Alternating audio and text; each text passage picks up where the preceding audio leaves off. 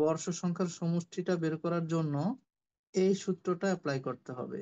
অর্থাৎ আয়ুষ্কাল যদি হয় 5 বছর, তাহলে 1 2 3 4 5 এগুলো যোগ করলে কত হয়, এটা বের করার জন্য একটা শর্টকাট উপায় হচ্ছে n × n+1 ডিভাইডেড 2।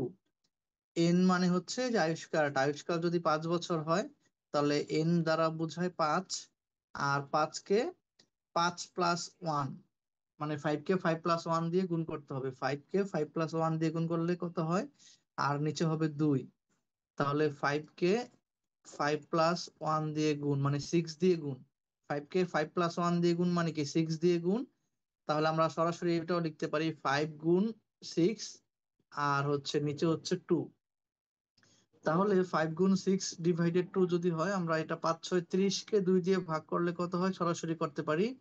অথবা যদি সংখ্যাটা বড় হয়, যেমন যদি এরকম হয়, তারপর সবসময় যদি অনেক বড় হয়ে যায়, 12 × 13 ভাগ 2 এরকম যদি হয়ে যায়, তখন হয়তো বা আমরা করতে পারি কি, প্রথমে 2 দিয়ে কাটতে পারি। 2 দিয়ে 12কে কাটলে কত হবে, 6 হবে। তখন 6 দিয়ে আবার 13কে গুণ করলে 3 × 6 = 18, 3 × 6 = 18, 8 হাতে থাকে 1, 6 কে 6 আর 1 7। এভাবে করতে পারি। অর্থাৎ সূত্রটা পারলে আমরা যে কোনো ভাবে হিসাবটা করে ফেলতে পারবো। সূত্র যদি আমরা পারি তাহলে যে কোনো ভাবে হিসাবটা করে ফেলতে পারবো। আচ্ছা, আসির আবরার, তোমার নাম কি আসির আবরার? স্যার আসসালামু আলাইকুম। জি স্যার। আচ্ছা, এই যে এই সূত্রগুলো তোমরা তো নিশ্চয়ই এতদিনে শিখে ফেলছো। যদি কেউ না শিখে থাকো তাহলে একটু কষ্ট করে সূত্র দুইটা শিখে ফেলবা। এখানে মোট সূত্র হচ্ছে তিনটা, তাই না? একটা হচ্ছে মূল সূত্রটা, অবচয় নির্ণয় সূত্রটা। জি। অবচয় নির্ণয় সূত্রটা কি বলতো? অবচয় যোগ্য মূল্যকে ভাগ বললো, করতে হবে বর্ষ সংখ্যার সমষ্টি দিয়ে, আর গুণ করতে হবে অবশিষ্ট অবশিষ্ট বছর। অবশিষ্ট বছর দিয়ে। আর এক্ষেত্রে বর্ষ সংখ্যার সমষ্টি নির্ণয় সূত্র কি, n × n+1, মানে এন, n+1/2। এন মানে হচ্ছে আয়ুষ্কাল, আর n+1 মানে হচ্ছে আয়ুষ্কালের চেয়ে এক বেশি। ধরো আয়ুষ্কাল যদি হয় 8 বছর, তাহলে n × n+1, 9। এন যদি 8 হয় তাহলে n+1 মানে কত, 9, আর নিচে হবে 2। তাহলে আমরা 8 নং 72 করে তারপর 2 দিয়ে ভাগ করতে পারি, অথবা প্রথমে আমি জোড় সংখ্যাটাকে 2 দিয়ে ভাগ করে ফেলতে পারি। এখানে জোড় সংখ্যা হচ্ছে 8, 8কে 2 দিয়ে ভাগ করলে হবে 4, এরপর 4 নং 36। এভাবে করতে পারি। জোড় সংখ্যা যেটা, এটাকে আমরা প্রথমেই চাইলে গুণ করে ফেলতে পারি। আবার যদি আয়ুষ্কাল হয় 10 বছর, তাহলে 10কে আমরা গুণ করব কয় দিয়ে, এন, এন যদি হয় 10 বছর তাহলে এন 11। প্লাস ওয়ান হচ্ছে 11, এরপরে 2 দিয়ে ভাগ। তাহলে আমরা এখানে 10 দিয়ে 11কে গুণ করে 2 দিয়ে ভাগ করতে পারি, অথবা আগে জোড় সংখ্যাটাকে 2 দিয়ে কেটে তারপরে ভাগ করতে পারি, যেটা আমাদের সুবিধাজনক মনে হবে। 2 দিয়ে এটাকে কাটলে 5 হবে, তারপর 5 × 11 = 55, এভাবে করতে পারি। অথবা আমরা আয়ুষ্কাল যদি হয় দেওয়া থাকে যদি 9 বছর, 9 বছর আয়ুষ্কাল মানে হচ্ছে এনটা হচ্ছে 9, তাহলে 9 × 9+1, 9+1 মানে কত, 10। 10 তাহলে 9 × 9+1, 10, বাই আর এটা হচ্ছে 2।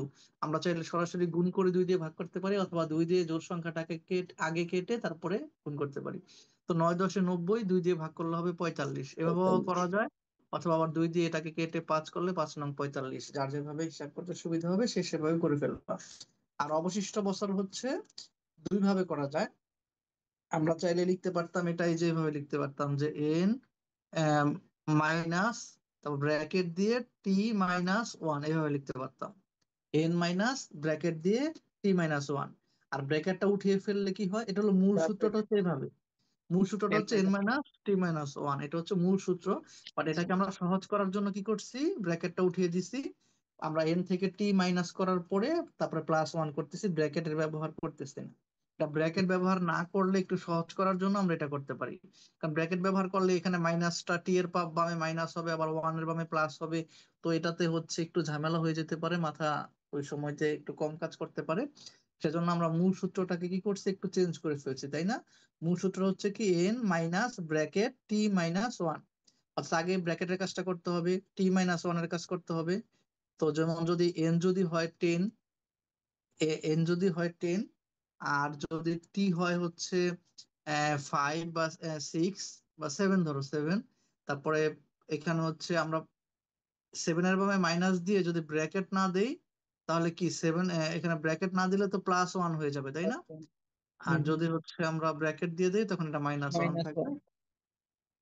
আচ্ছা, ব্র্যাকেট দিয়ে করলেও করা যাবে, ব্র্যাকেট না দিয়েও করা যাবে। তাহলে আমরা সরাসরি যদি করি তাহলে কাজটা ইজি হয়ে যাচ্ছে। সেক্ষেত্রে আমরা প্রথমে বিয়োগ করব, পরে যোগ করব। যেমন n যদি হয় 10 -7, 10 থেকে 7 বাদ দিলে হবে, ব্র্যাকেট যেহেতু নাই তাহলে আমরা এখানে প্রথমে এই প্রথমের বিয়োগটা করে ফেলবো। 10 থেকে 7 বাদ দিব, তারপর আবার এক যোগ করে দিব। তাহলে 10 থেকে 7 বাদ দিলে কত হবে? 6, আবার এক যোগ, হ্যাঁ 3, 3-এর সাথে আবার এক যোগ করলে 4 হয়ে যাবে। আমরা যদি ব্র্যাকেট না দিই তাহলে প্রথমে বিয়োগটা করব, তারপরে যোগ করব। আর যদি হচ্ছে আমাদের ব্র্যাকেট ব্যবহার করি তাহলে আবার ওই যে প্রথমে ব্র্যাকেটের কাজটা করে আসতে হবে, তারপরে ব্র্যাকেটের কাজ শেষ করে পরে বিয়োগটা পরে করতে হবে। ব্র্যাকেটের ভিতরে বিয়োগ করতে হবে, আবার দুইবার করে বিয়োগ করতে হবে তখন। আর এখানে হচ্ছে জাস্ট আমরা এন থেকে টি বিয়োগ করে ওয়ান পরে ওয়ান প্লাস করে দিব। এন থেকে টি বিয়োগ করে পরে কি করব? জাস্ট ওয়ান প্লাস করে দিব। আচ্ছা, তাহলে এই যে সূত্র এখানে মোট তিনটা মনে রাখতে হবে, আমরা একটু পরে এটা অ্যাপ্লাই করব। এই বছর ঢাকা বিশ্ববিদ্যালয়ে যে প্রশ্নটা আসছে 24-25 বাতিলকৃত, বাতিল হয়ে গেছে পরীক্ষা যেহেতু এটা। তাহলে এই বাতিলকৃত প্রশ্নটাতে আমরা দেখতে পাচ্ছি ক্রয় মূল্য দেওয়া আছে, ব্যবহারিক জীবনকাল দেওয়া আছে, আর ভগ্নাবশেষ মূল্য দেওয়া আছে। বর্ষ সংখ্যার সমষ্টি পদ্ধতি ব্যবহার করে অষ্টম বছরের অবচয়। আচ্ছা, অবচয় যদি বের করতে হয় বর্ষ সংখ্যার সমষ্টি পদ্ধতিতে, বর্ষ সংখ্যার সমষ্টি পদ্ধতিতে অবচয় বের করতে হলে অবচয় সূত্রটা কি? অবচয় হচ্ছে মানে যে বছরের অবচয় বের করতে বলছে, অষ্টম বছরের অবচয়, অবচয় বের করতে হলে আমার প্রথমে লিখতে হবে অবচয় যোগ্য, তাই যোগ্য না? মূল্য।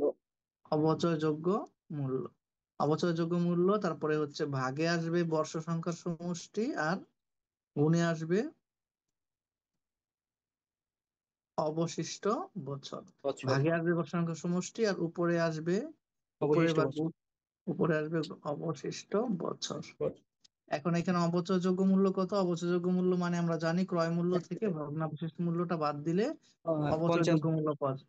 তাহলে অবচয়যোগ্য মূল্য এখানে হচ্ছে 55,000। এরপরে আমাদের নিচের বর্ষ সংখ্যার সমষ্টি বের করতে হবে। বর্ষ সংখ্যার সমষ্টি বের করার সূত্র কি আমরা জানি? n into n n plus one divided two. By two. তাহলে এখানে n আছে হচ্ছে 10 বছর, তাহলে 10 গুণ 11। n হচ্ছে 10, আর n প্লাস ওয়ান হচ্ছে তাহলে 11/2। এটা আমাদের মুখস্থ হয়ে গেছে 55। অলরেডি 55, কারণ এটা তো হচ্ছে 10 বছর হলে 55 হবে, এটা আমাদের মুখস্থ হয়ে যাবে। 5 বছর হলে 15 হবে, 5 6 30/2। বাবা দরজাটা বন্ধ করে দিল। 55, আর দরজাটা উপরে বন্ধ 3 করে হবে। দিল। আর উপরে অবশিষ্ট বছর হবে, 3 হবে। অবশিষ্ট বছরের সূত্র হচ্ছে n মাইনাস টি, এন থেকে টি প্লাস মাইনাস 1। তারপরে আবার প্লাস হবে 1। আচ্ছা, তাহলে এন থেকে টি মাইনাস করার পরে +1, এন এখানে আছে হচ্ছে 10 10, টি মাইনাস আছে 8। এখানে অষ্টম বছর 8, তারপরে প্লাস। প্লাস হবে আবার 1। অনেকে এটা ভুল করে এই প্লাসটা আগে করে ফেলতে পারো, কখন এই কাজটা করা যাবে না, ব্র্যাকেট তো নাই। ব্র্যাকেট থাকলে না আমরা পরের কাজটা আগে করতাম। এখানে যেহেতু ব্র্যাকেট নাই তাহলে প্রথম কাজটা আগে করব, 10 থেকে 8 বিয়োগ করবো, আগে বিয়োগটা করব পরে 1 প্লাস করব। তাহলে এন থেকে টিটা আগে মাইনাস করে দিব, পরে পরে আমরা 1 প্লাস করে দিব। তাহলে 10 থেকে 8 বিয়োগ করলে কত হয়? 6 হয়, 2 হয়, 2 এর সাথে 1 প্লাস 3 করে আসবে। দিব, তাহলে 3 আসবে। এভাবে আমাদের হিসাবটা করে ফেললে একদম, এই পরীক্ষায় সাধারণত সংখ্যাগুলো এমন থাকে যাতে আমাদের হিসাব করতে সুবিধা হয়। দেখো, খেয়াল করে দেখো, এখানে দেখবা যে হিসাব করতে যাতে সুবিধা হয় এমন ভাবেই কিন্তু সংখ্যাগুলো দেয়া হয়েছে। কারণ এখানে খেয়াল করে দেখো, এই যে 55,000 এখানে 55 দিয়ে দিচ্ছে, তাতে সুবিধা কি হয়েছে? আমার হিসাবটা অনেক সহজ হয়ে গেছে। 55,000-কে 55 দিয়ে কাটলে আমার 1,000 হবে। 55 1,000 হয়ে যাবে। 55-কে 55 দিয়ে কাটলে 1, আর তিনটা শূন্য আছে, 3000 1,000, আছে। 1,000-কে 3 দিয়ে গুণ করলে 3,000 আনসার হয়ে গেছে। সংখ্যাগুলো এমন ভাবে দেওয়া হয়েছে যাতে হিসাব করতে সুবিধা হয়। তাহলে পরেরটা তো আমাদের কাজ কি? প্রথমে ওই যে অবচয়যোগ্য মূল্য দিয়ে অবচয়যোগ্য মূল্যটা লাগবে। তো অবচয়যোগ্য মূল্য হচ্ছে ক্রয় মূল্য মাইনাস ভগ্নাবশেষ মূল্য। ক্রয় মূল্য আছে 20,000 মাইনাস ভগ্নাবশেষ মূল্য আছে 1,000। তাহলে অবচয়যোগ্য মূল্য কত হাজার? 19,000। 19,000। 19,000। আর আমাদের হচ্ছে এই নিচে হবে ওই যে বর্ষ সংখ্যার সমষ্টি, বর্ষ সংখ্যার সমষ্টি বের করতে হবে যে n into n plus n one into n divided plus two. 1 by 2। আচ্ছা, এখানে n আছে কত? n আছে হচ্ছে তোমার 4 বছর। আহ আচ্ছা, 4 বছর, তাহলে 4 ইন্টু 5 ভাগ 2, এটাই তো বর্ষ সংখ্যার সমষ্টি নাকি? আচ্ছা, 4 × 5 মানে n × n+1, n হচ্ছে 4 আর n+1 হচ্ছে 5, তাহলে n × n+1/2 কত হয়? 4×5 = 20 ভাগ 2 সমান কত হয়? 10। তার মানে বর্ষ সংখ্যার সমষ্টি হচ্ছে এখানে 10। আর অবশিষ্ট বছর কিভাবে বের করবো? তৃতীয় বছর যেহেতু বলছে, তাহলে 4 থেকে 3 বাদ দিব, তারপর আবার 3 বাদ দেওয়ার পর আবার 1 যোগ করে দিব। তাহলে 4 থেকে 3 বাদ দিলে কত হয়? 1, আবার 1 যোগ করে দিলে হয়ে যায় 2। এবার এটা আমাদের কাটাকাটি করে যেভাবে সুবিধাজনক মনে হয় সেভাবে করব। আমরা যেহেতু শূন্যর সাথে শূন্য কেটে দিলে কাজটা ইজি হয়ে যাচ্ছে। তারপরে 2 দিয়ে 1900 কে 2 দিয়ে গুণ করলে 3800, 19-এর ডাবল হচ্ছে 3800, 3800 হয়ে গেছে answer। পরেরটাতে আবার দেখা যাচ্ছে একই রকম, এখানে জীবনকাল দেওয়া আছে 10 বছর।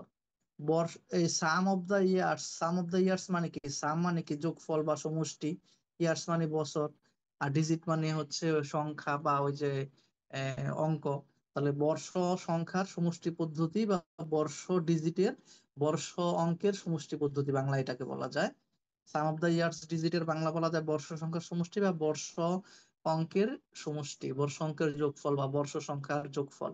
তাহলে বর্ষ সংখ্যার সমষ্টি পদ্ধতিতে আমাদের লাগবে কি? ওই যে অবচয়যোগ্য মূল্য লাগবে। ক্রয় মূল্য থেকে ভগ্নাবশেষ মূল্য বাদ দিয়ে আমরা পাবো অবচয়যোগ্য মূল্য।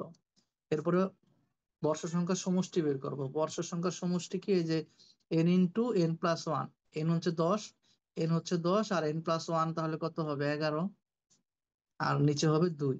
তাহলে এবার আমরা 10 দিয়ে 11কে গুণ করলে 110, 2 দিয়ে ভাগ করলে 55। এটা মুখস্থ হয়ে গেছে আমাদের। জীবনকাল যদি 10 বছর হয় তাহলে বর্ষ সংখ্যার সমষ্টি কত হয়? 55 হয়। আচ্ছা, ঠিক আছে। এরপরে শ্রাবণ চাইলে আনমিউট করতে পারো, আগে যে ছিল তার বোধহয় নেট চলে গেছে। আচ্ছা, তাহলে স্যার হ্যাঁ, ওয়ালাইকুম আসসালাম। উপরে কত হবে এখানে বলো তো? অবশিষ্ট বছর, এখানে আয়ুষ্কাল দেওয়া আছে 10, তাহলে 10 থেকে 7 বাদ দিয়ে তারপরে আবার 1 যোগ করে দিব, তাই না? অবশিষ্ট বছর।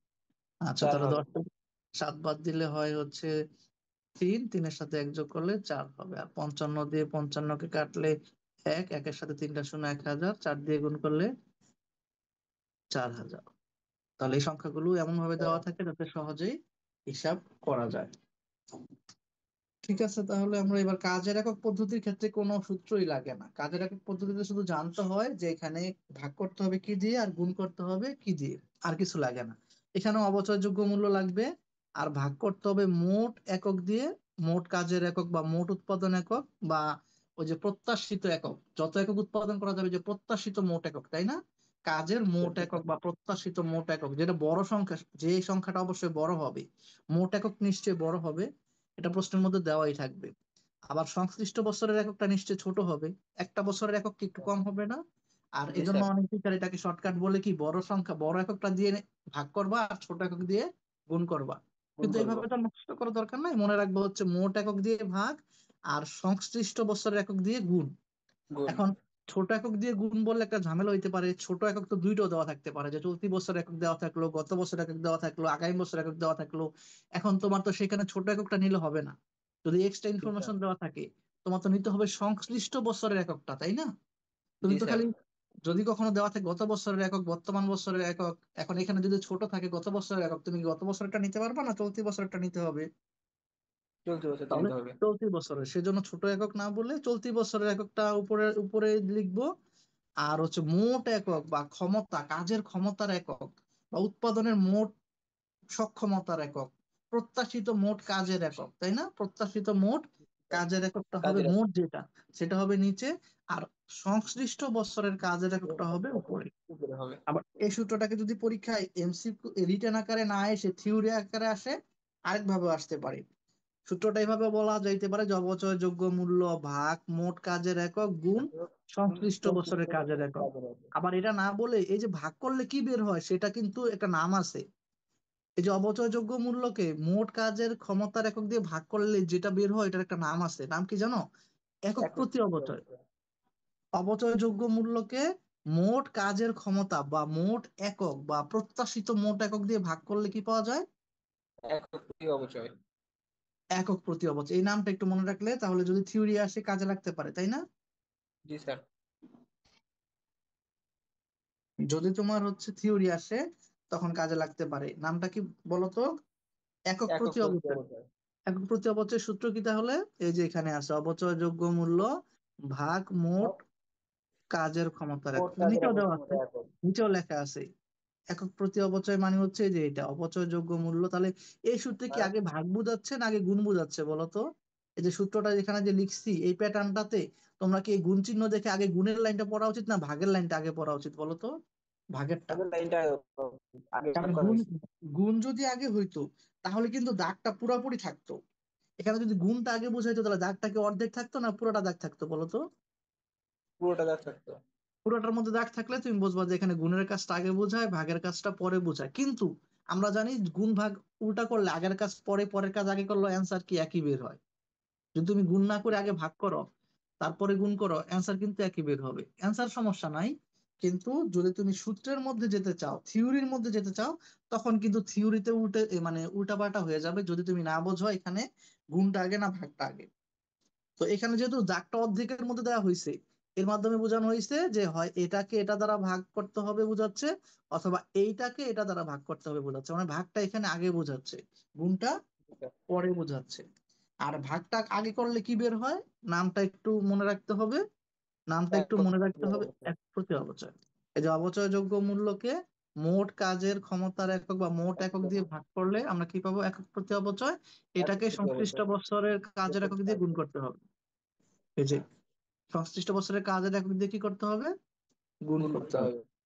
তাহলে গুণ করলে আমাদের অবচয়টা বের হয়ে যাবে, সংশ্লিষ্ট বছরের অবচয়টা বের হয়ে যাবে। এখানে অবচয় জি বলতে স্যার। সংশ্লিষ্ট বছরের অবচয়। আচ্ছা, আমরা কি চাইলে 2-3 বছরের পুঞ্জীভূত অবচয়কে এক এক লাইনে করতে পারবো? সেটাও করতে পারবো। যদি মনে করো একটা সম্পত্তির ক্রয় মূল্য দেওয়া আছে 1 লক্ষ টাকা, আর ভগ্নাবশেষ মূল্য দেওয়া আছে 10,000 টাকা, আর মোট কাজের ক্ষমতা, মোট হচ্ছে মোট কাজের হচ্ছে, মোট কাজের একক হচ্ছে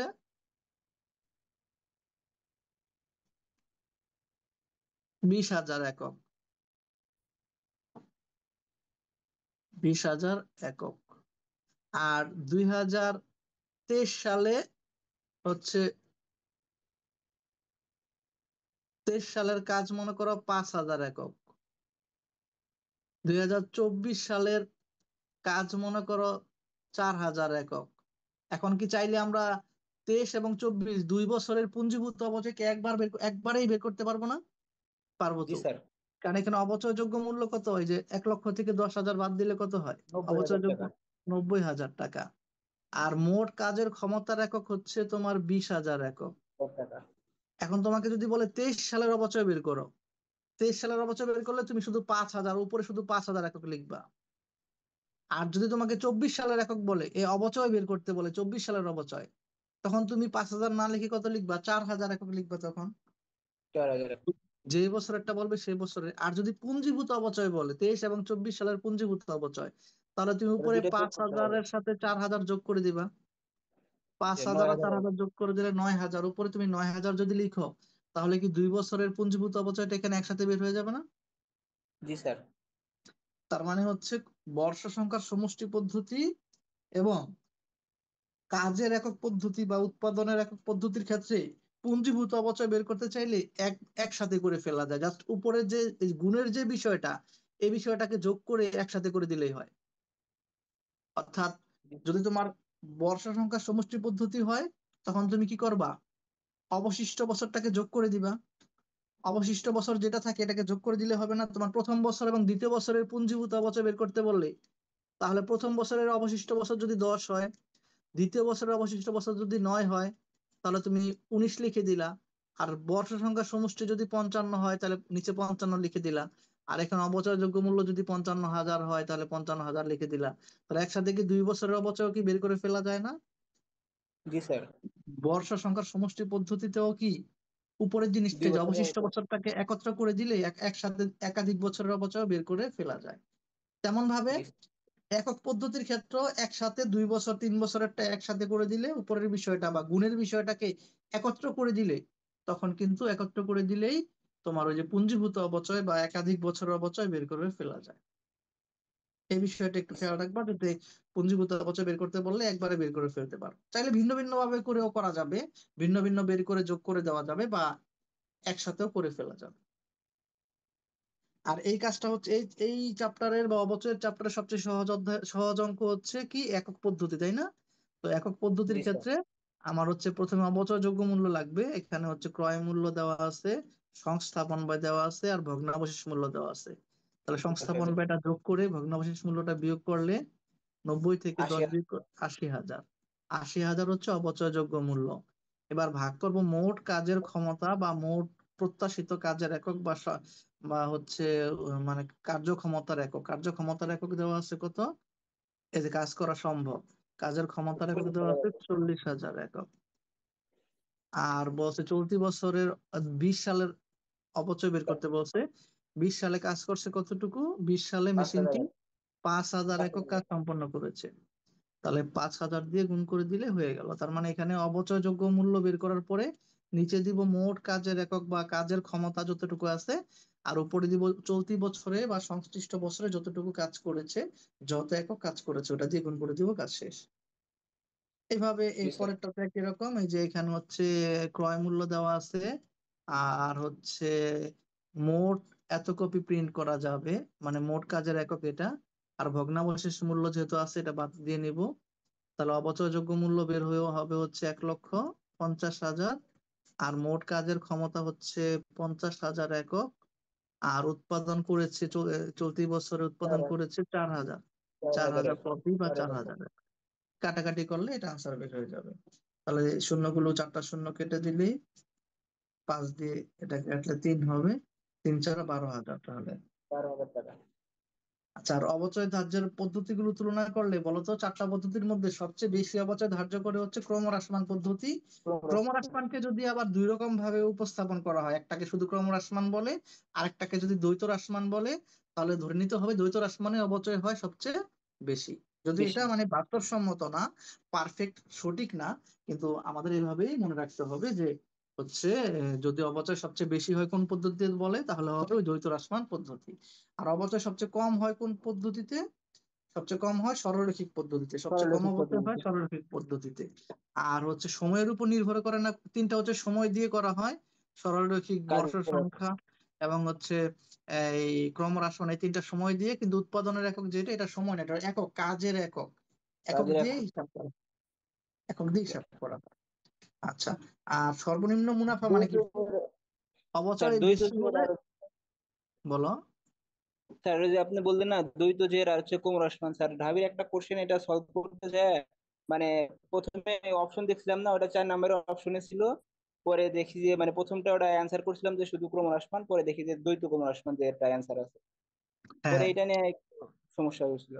হ্যাঁ, এই দেখো এই কোশ্চেনটা, অবচয়ের কোন পদ্ধতি প্রথম বছরগুলোতে সর্বনিম্ন মুনাফা, মানে প্রথম দিকে মুনাফা সর্বনিম্ন দেখাবে, কম দেখাবে, মানে হচ্ছে তাহলে অবচয়টা নিশ্চয়ই এখানে বেশি অবশ্যই দেখাতে হবে। জি অবচয় স্যার। বেশি দেখাইতে হবে। তাহলে এখানে যেহেতু বেশি দেখা। ক্রমহ্রাসমান অপশন আছে, দ্বৈত হ্রাসমান আছে, তাহলে তোমাকে অ্যান্সার দিতে হবে দ্বৈত হ্রাসমান দিতে হবে। দ্বৈত ক্রমহ্রাসমান আসমান। শুধু যদি দ্বৈত হ্রাসমান না থাকতো, দ্বৈত হ্রাসমান না থাকলে তখন ক্রমহ্রাসমান দিতা। যেহেতু দ্বৈত হ্রাসমানও আছে ক্রমহ্রাসমানও আছে, অ্যান্সার দিবা দ্বৈত হ্রাসমান। দ্বৈত আসমান। আচ্ছা, আর জি স্যার। এর বাইরে হচ্ছে যে এই প্রশ্নটা ঢাকা, আমরা হচ্ছে বাজেয়াপ্ত শেয়ারের যে কাহিনীটা, এটা তো অনেক পুরাতন কাহিনী, অনেক অতীত কাহিনী। বর্তমানে তো আর বাজেয়াপ্ত শেয়ার বা শেয়ার বাজেয়াপ্ত করা এগুলো নাই। কারণ শেয়ার বাজেয়াপ্ত কেন করা হইতো? শেয়ার হোল্ডারদেরকে টাকা দিতে বলতো, কিন্তু ওরা টাকা ঠিক মতো দিত না। মনে করো আগে তো শেয়ার ইস্যু করতে করা হইতো কিভাবে? 100 টাকার শেয়ার, মনে করো 100 টাকার শেয়ার ইস্যু করা হয়েছে, বলা হয়তো আবেদন করেন, আপনারা শেয়ার কেনার জন্য আবেদন করেন, আবেদন করার সময় 10 টাকা করে দেন। তারপরে হচ্ছে কিছুদিন পরে আবার বলতো যে আপনাদেরকে এখন শেয়ার গুলো দেয়া হচ্ছে, আপনারা এখন আবার 20 টাকা করে দেন। এটাকে বলে আবন্টন। আবেদনের সময় 10 টাকা দিবেন, আবন্টনের সময় 20 টাকা দিবেন। পরবর্তীতে আমরা যখন টাকা চাইবো তখন দিবেন, আবার 20 টাকা চাইবো কয়েকদিন পরে, আবার 20 টাকা চাইবো কয়েকদিন পরে, আবার 20 টাকা চাইবো কয়েকদিন পরে, আবার বা আবার হচ্ছে 15 টাকা চাইবো কয়েকদিন পরে, 15 টাকা চাইবো কয়দিন পরে, আবার 15 টাকা চাইবো কয়দিন পরে। এভাবে মোট কত টাকা চাইবো? 100 টাকা চাইবো। প্রথমে 100 টাকা। আবেদনের সময় 10 টাকা দিবেন, আবন্টন করার সময় 20 টাকা দিবেন। আমরা যখন আবার চাবো, প্রথম তলব, তলব মানে চাওয়া, প্রথম তলব জি যখন করব বা প্রথমবার চাবো যখন, তখন 20 টাকা দিবেন, দ্বিতীয়বার টাকা চাইলে আবার 20 টাকা দিবেন, তৃতীয়বার টাকা চাইলে আবার 15 টাকা দিবেন, আবার টাকা চাইলে আবার 15 টাকা দিবেন। এভাবে টাকা চেয়ে চেয়ে নেওয়া হবে, প্রথম তলব, দ্বিতীয় তলব, তৃতীয় তলব, চূড়ান্ত তলব। প্রথম তলব, দ্বিতীয়, এগুলো তলব করা মানে কি চাওয়া। তলব করে করে জি বা স্যার। চেয়ে চেয়ে টাকা নেওয়া হইতো। বর্তমানে কি এটা করা হয় নাকি আবেদনের সময় পুরো টাকা দিতে হয়? বর্তমানে আবেদন করার সময় আবেদনের শেয়ার সময় ইস্যু, পুরো টাকা দিতে হয়। হ্যাঁ বর্তমানে শেয়ার ইস্যু করার সময় বলে দেওয়া হয় যারা শেয়ার কিনতে চান পুরো টাকা জমা দেন, সম্পূর্ণ জি টাকা স্যার। অ্যাকাউন্টে জমা দেন, টাকা জমা না দিলে শেয়ার দেওয়া হয় না। তো বর্তমানে তো শেয়ার বাতিল করার কোনো সুযোগ নাই। কিন্তু আগে কি হইতো, ওই যে বারবার টাকা চাওয়ার সময় যদি কেউ টাকা দিতে ব্যর্থ হইতো তখন তার শেয়ারটা বাতিল করে দেওয়া হইতো। ওটাকেই বলে বাজেয়াপ্ত। বাজেয়াপ্ত করলে কি হয়, কোম্পানির মূলধন জাতীয় লাভ হয়। শেয়ার বাজেয়াপ্ত করলে কোম্পানির কি হয়, মূলধন জাতীয় লাভ হয়। জাতীয় লাভ। বাজেয়াপ্ত করলে এটা মূলধন জাতীয় লাভ হয়। এই মূলধন জাতীয় লাভ পরে যদি স্থানান্তর করা হয় সেটা নিশ্চয়ই মুনাফা সঞ্চিতি হবে না, সেটা হবে মূলধন সঞ্চিতি হবে। আর সংরক্ষিত মূলধনটা অন্য জিনিস। সংরক্ষিত মূলধন মানে কি, এটা হচ্ছে এই যে, মনে করো কোম্পানি সিদ্ধান্ত নিল যে কোম্পানি এই 10 টাকা, 20 টাকা, 20 টাকা, 20 টাকা নেওয়ার পরে বাকি যে 15, 15, 30 টাকা আছে বা লাস্টের যে 15 টাকা আছে, এই 15 টাকা নিবে না। এই টাকা কোম্পানি কখনোই দাবি করবে না, বা কখনোই কোম্পানি এই 15 টাকা মানে তলব করবে না বা চাইবে না। এটা হচ্ছে সংরক্ষণ করে রাখলো। কোম্পানি যদি কখনো হয়, তোমার হচ্ছে কোম্পানি যদি কখনো মানে দেউলিয়া হয় বা হচ্ছে বিলোপ সাধনের সময় চলে আসে, তখন এই 15 টাকা চাইবে, এর আগে চাইবে না। মানে কোম্পানি যদি সচল থাকে, ঠিক থাকে, তাহলে কোম্পানি কখনো এই 15 টাকা চাইবে না। এটাকে কি বলে বলতো?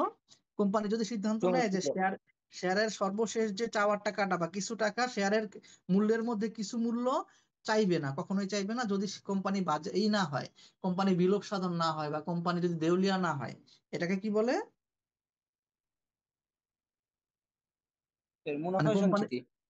না না, কোম্পানি যে এই যে 100 টাকার শেয়ার প্রথমে 10 টাকা নিল আবেদন করার সময়, পরে আবেদন করা আবন্টন করার সময় 20 টাকা, প্রথম তলবে 20 টাকা, দ্বিতীয় তলবে 20 টাকা, তৃতীয় তলবে 15 টাকা, আর শেষ তলবে যে 15 টাকা নিবে চূড়ান্ত তলবে, সেটা সে নিবে না, বলে দিল আমি আর এই টাকাটা, কোম্পানি বললো এই টাকাটা আর নিব না, এই টাকাটা আমরা নিব না। কিন্তু যদি কোম্পানি কখনো হয়, মানে দেউলিয়া হয় বা বিলুপ সাধন করতে হয়, তখন এই জি টাকাটা স্যার। আমরা নিব। তখন কোম্পানি, শেয়ার হোল্ডার কি শেয়ারের মূল্য দিতে বাধ্য না? জি স্যার। কোম্পানি যদি কখনো দেউলিয়া হয়, সেক্ষেত্রে যারা শেয়ার কিনছে তারা পুরো 100 টাকা দিতে বাধ্য। এখন অলরেডি যদি তারা 100 টাকা পুরোটা দিয়ে থাকে, তাহলে তো আর নতুন করে তার কাছ থেকে টাকা চাওয়া যাবে না। বাট পনেরো জি টাকা স্যার। যদি তার কাছ থেকে না নেওয়া হয়ে থাকে, বলা হয়ে থাকে আমরা নিব না, শুধু কোম্পানি যদি বিলোপ হয়, কোম্পানি যদি হচ্ছে তোমার দেউলিয়া হয়, তখনই শুধু নিব। সেক্ষেত্রে কি এই টাকাটার জন্য শেয়ার হোল্ডাররা দায়বদ্ধ থাকবে না? জি স্যার। এই যে 15 টাকা যে কোম্পানি নিচ্ছে না শেয়ার হোল্ডারের কাছ থেকে, বলতেছে আমরা এখন নিব না এই টাকাটা, যদি কোম্পানি দেউলিয়া হয় তখন নিবে, এছাড়া নিব না, তাহলে এই 15 টাকাটা কোম্পানির এখনো কি মানে শেয়ার হোল্ডারের কাছে চাওয়ার সুযোগ আছে না? শেষ মুহূর্তে গিয়ে চাওয়া যাবে না? চাওয়া যাবে। এটাকে জি বলে স্যার। সংরক্ষিত মূল, এটাকে বলে সংরক্ষিত মূলধন। সংরক্ষিত মূলধন মানে কি, যে মূলধনের একটা অংশ সংরক্ষণ করে রাখা হয়েছে, এটা সংগ্রহ করা হয় নাই। অর্থাৎ জি এটা স্যার। সংগ্রহ করা হয় না, টাকাটা সংগ্রহ করা হয় নাই। কোম্পানি যদি বিলোপ সাধন হয়, কোম্পানি যদি দেউলিয়া হয়, তখন কোম্পানি এই টাকাটা চাইলে মূলধন হিসেবে সংগ্রহ করতে পারবে। আর শেয়ার হোল্ডাররা তো হচ্ছে 100 টাকা দিতে বাধ্য। কোম্পানি শেয়ার হোল্ডাররা জি যত স্যার। টাকা শেয়ার কিনবে অত টাকা, তত টাকা পর্যন্ত দিতে বাধ্য না। তাদের জি দায় কি, স্যার। শেয়ারের মূল্য দ্বারা সীমাবদ্ধ। শেয়ারের মূল্য সীমাবদ্ধ। দ্বারা সীমাবদ্ধ মানে কি, শেয়ারের যে মূল্য লিখে আছে সেই টাকা তাকে দিতেই হবে। তার থেকে যদি পুরো টাকাটা সে দিয়ে থাকে, পুরো টাকা দিয়ে দিলে তো তার দায় শেষ। আর পুরো টাকা না দায় দিয়ে শেষ। থাকলে তার দায় এখনো রয়ে গেছে না? জি স্যার। তুমি যদি একটা কোম্পানি শেয়ার কিনো 100 টাকা মূল্যের, তুমি যদি 80 টাকা দাও, আর 20 টাকা যদি এটা পরে পরে দিবা বলো, বা কোম্পানি যদি বলে এখন দেওয়া লাগবে না, পরে পরে দিতে হবে, তাহলে তুমি কি কোম্পানির কাছে 20 টাকার দায়, মানে এখন জি দায়বদ্ধ স্যার, আছো না 20 টাকা? কিন্তু জি স্যার, এখন বর্তমানে কি এরকম নিয়ম আছে বলো তো? বর্তমানে তুমি কোনো কোম্পানি শেয়ার কিনলে সেই কোম্পানির কাছে তোমার কোনো দায় থাকবে? না স্যার, টাকা তো দিয়ে দেওয়া হয়। বর্তমানে তো শেয়ার যারা কিনে তারা পুরো টাকা দিয়ে কিনে, এই জন্য বর্তমানে কারো কোনো দায় থাকে না। বর্তমানে শেয়ার কিনলে শেয়ার হোল্ডারের কোনো দায় থাকে না, কারণ শেয়ার হোল্ডারের দায় হচ্ছে শেয়ারের মূল্য দ্বারা সীমাবদ্ধ। আর সীমাবদ্ধ। বর্তমানে তো শেয়ারের মূল্য একবারে নিয়ে নেওয়া হয়, তাহলে দায় থাকার কোনো সুযোগ থাকে না। কিন্তু অতীতকালে জি কি স্যার। দায় থাকতো নাকি থাকতো না? স্যার থাকতো। অতীতকালে হচ্ছে শেয়ার হোল্ডাররা শেয়ার কেনার পরে দায়বদ্ধ থাকতো, কারণ তারা তো পুরো টাকাটা দিয়ে শেয়ার কিনতো না, আংশিক টাকা দিয়ে শেয়ার কিনতো, ধাপে ধাপে টাকা দিত। শেষ ধাপ পর্যন্ত টাকা না দেওয়া পর্যন্ত তাদের কি একটা দায় থেকে যেত। আর জি কোম্পানি স্যার। যদি শেষ অংশটা এখনো টাকা না নিয়ে থাকে এবং বলে দেয় যে এখন নিব না, এই টাকাটা আমরা পরে নিব, কোম্পানি যদি বিলোপ সাধন করি বা কোম্পানি যদি মানে হচ্ছে চলমান রাখা সম্ভব ক্ষতিগ্রস্ত না হয়। হয় বা দেউলিয়া হয়, তখন এই টাকাটা নিব, এছাড়া নিব না। ওটাকে কি বলে, ওটার নাম কি? তো সংরক্ষিত মূলধন হিসাব। হ্যাঁ, এটা কিন্তু ভর্তি পরীক্ষায় আসার মতো একটা কোশ্চেন, এই যে সংরক্ষিত মূলধন। তাহলে এই কোশ্চেনটা দেখো অলরেডি 2009 সালে আসছিল। এই এই যে এটা, এই নিম্নের কোনটি মূলধনের অংশ, মূলধনের একটা অংশ, মনে করো মূলধন হচ্ছে শেয়ার মূলধন, মূলধন মানে শেয়ার মূলধন, ওই যে 100 টাকা যেটা, এটা হলো শেয়ার মূলধন, ওটা মূলধন, মূলধনের অংশ। অ্যান্সার কোনটা হবে বলো তো? এর মূলধন সঞ্চিতি। না, মূলধন কোনটা ঠিক মতো, সঞ্চিত তো হচ্ছে ওই যে মূলধন জাতীয় লাভ থেকে যেটা আসে, ওটা তো লাভের মাধ্যমে আসে, ওটা তো আর মূলধনের অংশ না। মূলধন মানে তো শেয়ার, মূলধন মানে শেয়ার, যেটা শেয়ার, শেয়ারের মূল্যটা হচ্ছে মূলধন। আর এই যে মূলধন সঞ্চিতি, তারপরে মূলধনী মুনাফা, তারপরে এই যে মূলধনী মুনাফা, তারপর মূলধন সঞ্চিতি, তারপরে সংরক্ষিত তহবিল, তারপরে হচ্ছে সাধারণ তহবিল, বা হচ্ছে মুনাফা, তোমার মুনাফা জাতীয় সঞ্চিতি, যত প্রকার সঞ্চিতি আছে, যত প্রকার তহবিল আছে, এগুলো তো সব মুনাফা থেকে আসে, মুনাফা থেকে আসে। তাহলে মুনাফা থেকে যেটা আসছে, এটা তার মূলধনের অংশ না। মূলধনের অংশ মানে হচ্ছে যেটা মূলধন মানে যে শেয়ারের যে মূল্য, ওইটা। তো একটু আগে না পড়ে আসলাম যে সংরক্ষিত মূলধনটা, একটু আগে পড়ে আসলাম না আমরা? জি স্যার।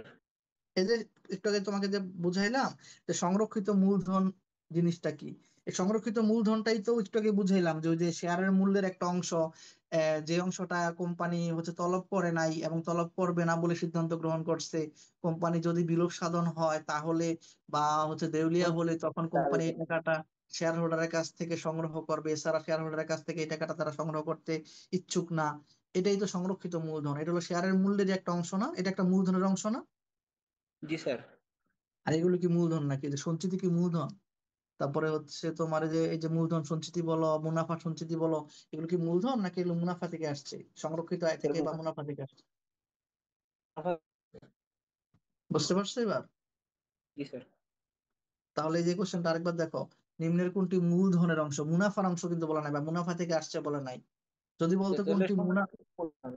হ্যাঁ, কোনটি মুনাফার অংশ বা কোনটি মুনাফা থেকে আসছে, এখানে যদি প্রশ্ন করে কোনটি তোমার হচ্ছে নিট মুনাফা থেকে এসেছে, তাহলে অ্যান্সার হবে কোনটা নিট মুনাফা থেকে আসছে, সাধারণ তহবিল, তারপরে হচ্ছে তোমার এই একটাই। আর যদি বলে কোনটি জি মূলধন স্যার। জাতীয় লাভ, যদি বলে কোনটি মূলধন জাতীয় লাভ থেকে আসছে, ওই যে সংরক্ষিত তহবিল, এটা হইতে পারে। আর যদি বলে কোনটি মূলধন জাতীয় লাভ থেকে এসেছে, তাহলে এটা হবে মূলধন, মূলধনী মুনাফা, মূলধনী বা মুনাফা। এই যে মূলধন সঞ্চিতি, এগুলো। জি স্যার। এ- এগুলো একটু খেয়াল করতে হবে। তাহলে বলো তো, মূলধন তো আর মুনাফা না, মুনাফা তো দুই প্রকার, মূলধন জাতীয় মুনাফা আর হচ্ছে মুনাফা জাতীয় মুনাফা। মুনাফা। এখন এইখানে এই যে বাজেয়াপ্ত শেয়ার থেকে যে টাকা আসে, এটা কি মূলধন জাতীয় মুনাফা না মুনাফা জাতীয় মুনাফা? স্যার এটা মূলধন জাতীয়। যেহেতু এটা মূলধন জাতীয়, তাহলে এটা ক্যান্সার এ হবে? না হবে না। স্যার। যেহেতু এটা মূলধন জাতীয় মুনাফা থেকে আসছে, তাই এটা মুনাফা সঞ্চিতি না, এটা হবে মূলধন সঞ্চিতি হবে। আর জি স্যার। সংরক্ষিত মূলধন তো হচ্ছে ওই যে ওইটা, যে 100 টাকার শেয়ারের মধ্যে একটা অংশ, আর যেটা তলব করা হয় নাই বা সংগ্রহ করা হয় নাই, শেয়ারের জি স্যার। শেয়ারের মূল্যের মধ্যে কিছু অংশ যদি তলব করা বাকি না আছে। হয় বা সংগ্রহ করা না হয়, তাহলে কোম্পানি এটা বিলোপ সাধনের সময় এটা চাইলে সংগ্রহ করতে পারবে, বিলোপ সাধনের সময় প্রয়োজন হলে সংগ্রহ করতে পারবে। তাহলে সেটাকে কি বলে, তোমার তো হচ্ছে সংরক্ষিত সংরক্ষিত মূলধন মূলধন বলে। তহবিল। তহবিল না ওটার নাম, ওটা হচ্ছে সংরক্ষিত মূলধন। ওই যে যেটা, ওটার নাম হচ্ছে এটা কিন্তু তহবিল বলা যাবে সংরক্ষিত না, মূলধন। সংরক্ষিত মূলধন। তাহলে এই যে জি এখানে স্যার। সেই প্রশ্নটাই করছে, কোনটি মূলধনের অংশ, মানে ওই যে শেয়ারের যে মূল্য, ওটাই তো মূলধন। মূলধন মানে কি শেয়ারের মূল্য, তাহলে কোনটি জি স্যার। মূলধনের অংশ, মূলধনের অংশ মানে কি শেয়ারের মূল্যের একটা অংশ। তাহলে শেয়ারের মূল্যের মূলধনের অংশ মানে শেয়ারের মূল্যের একটা অংশ। তাহলে শেয়ার মূল্যের অংশ কোনটা, এখানে কোনটা শেয়ারের মূল্যের অংশ? সংরক্ষিত মূলধন। সংরক্ষিত মূলধন, এটা হলো শেয়ারের মূল্যের একটা অংশ। ঠিক আছে, এটা একটু মনে রাখবা, ট্র্যাপসে আবার এটা ব্যাখ্যা দেওয়া আছে, এটা ট্র্যাপস থেকে পড়তে পারবা। আর জি এটা স্যার। দেখাতে পারো কিনা, এই যে কোম্পানি যে পরিমাণ মূলধন সংগ্রহের উদ্দেশ্যে শেয়ার বিলির আহ্বান জানিয়ে বিবরণপত্র প্রচার করেছে, তাকে কি বলে, আহ্বান জানাইছে। কোম্পানি যে পরিমাণ মূলধন সংগ্রহের উদ্দেশ্যে শেয়ার বিক্রির আহ্বান জানিয়ে বিবরণপত্র প্রচার করে, তাকে কি বলে? স্যার এটা তলবকৃত মূলধন। না, তলবকৃত মূলধন মানে হচ্ছে যে পরিমাণ শেয়ার শেয়ার হোল্ডাররা কিনতে ইচ্ছুক হয়েছে, ইচ্ছুক হওয়ার পরে তাদেরকে শেয়ার গুলো দেয়া হয়েছে, বন্টন করা হয়েছে, দেওয়ার পরে তাদের কাছ থেকে যতটুকু টাকা চাওয়া হয়েছে ওইটা হচ্ছে তোমার তলবকৃত মূলধন, যেটা আলোচনা করলাম। যে মনে করো 100 টাকার একটা শেয়ার, আবেদনের সময় দিতে হবে 10 টাকা, আবন্টনের সময়, বন্টন করার সময় 20 টাকা, তারপরে আবার প্রথম তলবে 20 টাকা, দ্বিতীয় তলবে 20 টাকা, তৃতীয় তলবে 15 টাকা, তারপরে আবার শেষ তলবে 15 টাকা। এক্ষেত্রে যে যতটুকু টাকা তলব করা হয়েছে বা যতটুকু টাকা তার কাছ থেকে চাওয়া হয়েছে ওইটা হচ্ছে তলবকৃত মূলধন। বাট এখানে কি টাকা কত টাকা চাওয়া হয়েছে ওইটা কি জিজ্ঞেস করছে, নাকি যা শেয়ার বিক্রির আহ্বান জানিয়ে বিবরণ পত্র প্রচার করছে? এটা হচ্ছে বিলিযোগ্য মূলধন হবে। এটা কি বিলিযোগ্য হবে? দিচ্ছে। হ্যাঁ, বিলিযোগ্য বিলিযোগ্য মূলধন। মূলধন। আর আহ্বান, এই যে বিবরণ পত্র প্রচার করার পরে যতটুকু শেয়ার কেনার জন্য আবেদন করা হয়েছে, আবেদন পত্র জমা হয়েছে, যতটুকু আবেদন করা হয়েছে ওটাকে বলে, আবেদন যতটুকু হয়েছে ওইটাকে বলে হচ্ছে তলব বিলিকৃত মূলধন। মানে যতটুকু বিলি করা হবে, এখনো কিন্তু বিলি করা হয় নাই, মাত্র হচ্ছে আহ্বান জানানো হয়েছে। তাহলে এটা হচ্ছে বুঝতে বিলিযোগ্য মূলধন। এরপরে বিলিযোগ্যর পরে হবে বিলিকৃত। বিলিকৃত কোনটা? যতটুকু এর মধ্যে, মানে হচ্ছে ওই যে আবেদন পারছি। করার পরে, ওই যে আহ্বান করার পরে ওরা যে আবেদন করবে, আবেদন করার পরে যতটুকু ওদেরকে দিয়ে দেওয়া হবে, শেয়ারগুলো বিলি করা হবে, ওটাকে বলে বিলিকৃত মূলধন।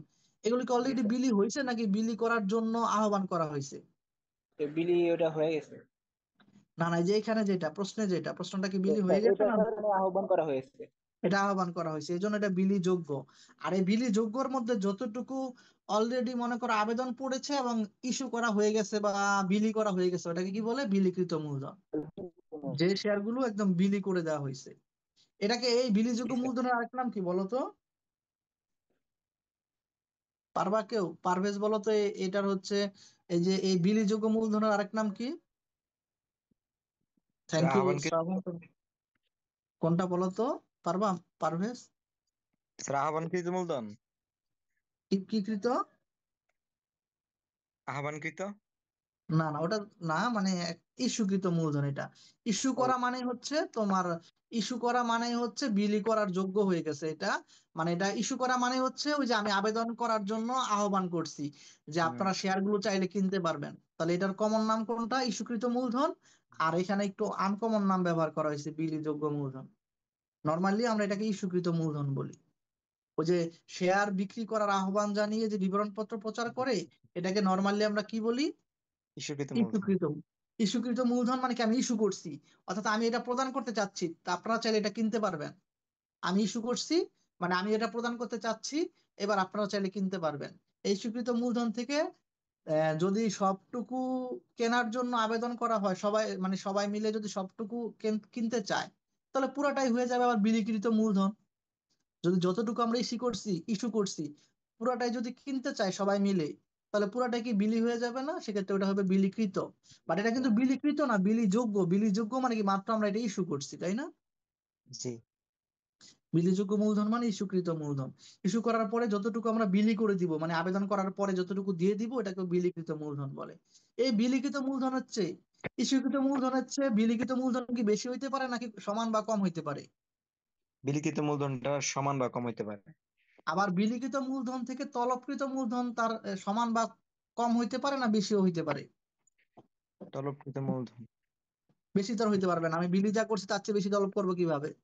হুম। তাহলে যতটুকু বিলি করছি তার মধ্যে যতটুকু তলব করবো মানে কি, যে টাকা যতটুকু চাইবো আমি, পুরো টাকা তো আর একবারে চাওয়ার নিয়ম নাই, মানে সনাতন নিয়মে আর কি, এটা আধুনিক নিয়ম তো আর না। সনাতন নিয়মে কি একবারে পুরো টাকা চাওয়া হয় না, ধাপে ধাপে চাওয়া হয়, ধাপে ধাপে চাওয়া হয়। তাহলে তারপর বিলিখিত মূলধন থেকে যতটুকু আমি তলব করছি বা যতটুকু পর্যন্ত টাকা আমি তলব করছি বা টাকা চাইছি, ততটুকুর নামই হচ্ছে তলবকৃত মূলধন। স্যার, এখানে এই যে প্রথম তলবের সময় 20 টাকা চাইছি, তো বাকি হ্যাঁ। যে তলব বাকি রয়েছে ওইগুলো কি বকেয়া তলব হিসেবে গণ্য হবে? না, ওটা ইস্যু হয় না, মানে ওটা, ওটাকে বলতে পারো অতলবকৃত মূলধন। অতলবকৃত, এই 10 টাকা মনে করো আবেদন, এরপরে 20 টাকা, এরপর 20 টাকা, 20 টাকা, এই যে পর্যন্ত আমি তলব করছি বাকিটা তলব করি নাই, মানে অতলবকৃত আচ্ছা। মূলধন। আবার এর মধ্যে যদি আমি সিদ্ধান্ত নেই যে কখনোই তলব করব না, ওটাকে বলে হচ্ছে সংরক্ষিত সংরক্ষিত মূলধন। মূলধন। অতলবকৃত মূলধন যদি আমি সিদ্ধান্ত গ্রহণ করি যে আমি কখনোই তলব করব না, তাহলে এটা হচ্ছে সংরক্ষিত সংরক্ষিত। মূলধন। আর যদি তলব করার সেই ইচ্ছা থাকে, তাহলে ওটাকে বলে অতলবকৃত মূলধন। আর এই তলবকৃত থেকে যদি যদি বকেয়া থাকে, ওই বকেয়াটা বাদ দিলে বাকিটাকে বলে পরিশোধিত মূলধন। এটা খুব গুরুত্বপূর্ণ। তাই না? যদি মনে করো আমি তলব করছি এই পর্যন্ত, তলব করছি এই যে 70 টাকা পর্যন্ত, এই পর্যন্ত কত টাকা হয়? 70 টাকা। 70 টাকা। এই 70 টাকা আমি তলব করছি, কিন্তু মানে 70 টাকা করে মোট আমার 1 লক্ষ শেয়ার, তাহলে 70 লক্ষ টাকা পাওয়ার কথা, আমার 70 লক্ষ টাকা পাওয়ার কথা। কিন্তু এর মধ্যে 10 জন শেয়ার হোল্ডার, মনে করো 10 জন শেয়ার হোল্ডার এই 20 টাকা করে দিতে পারে নাই, বা ধরো 1,000 জন শেয়ার হোল্ডার এই 20 টাকা করে দিতে পারে নাই, শেষের 20 টাকা দিতে পারে নাই। তাহলে ওদেরটা কি অনাদায়ী তলব বা বকেয়া তলব বলবো না? টাকা দিতে না পারলে, তলব করার পরে টাকা দিতে না পারলে ওটাকে কি বলে? অনাদায়ী তলব বা বকেয়া তলব।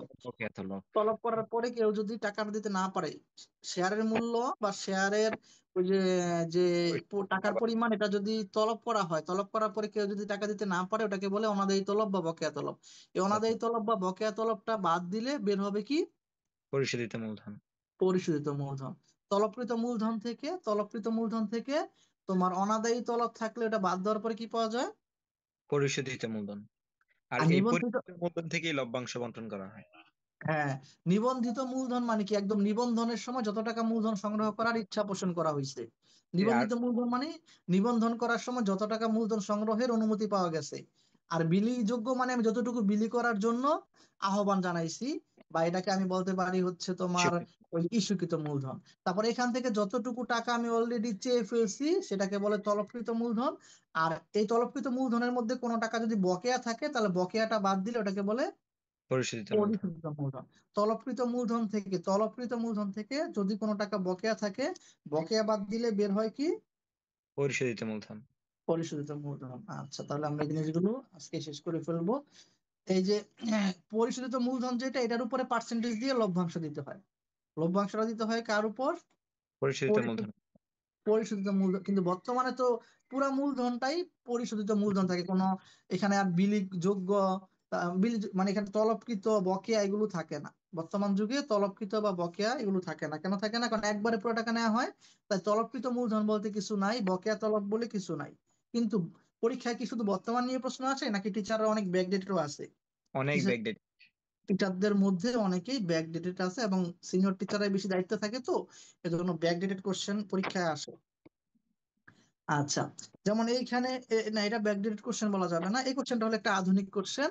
এখানে হচ্ছে তোমার শেয়ারের বই মূল্য, এই জিনিসটা তোমাদের জন্য পুরো একটা আনকমন জিনিস, র্যাপসে আছে, বাট তোমরা এটা পড়ো নাই অনেকেই হয়তো বা। শেয়ারের বই মূল্য, শেয়ারের বই মূল্য মানে প্রতিটি শেয়ারের বই মূল্য বলতে বোঝায় মালিকানা সত্ত্বকে শেয়ার সংখ্যা দিয়ে ভাগ করলে, মালিকানা সত্ত্বকে বা শেয়ার হোল্ডারের সত্ত্বকে শেয়ার সংখ্যা দিয়ে ভাগ করলে যেটা বের হবে, প্রতি শেয়ারের মূল্য যেটা বের হবে, এটা হচ্ছে শেয়ারের প্রতি বই মূল্য। বই মূল্য, শেয়ার প্রতি বই মূল্য। তাহলে এখানে প্রতি শেয়ার সংখ্যাটা কত দেখো তো।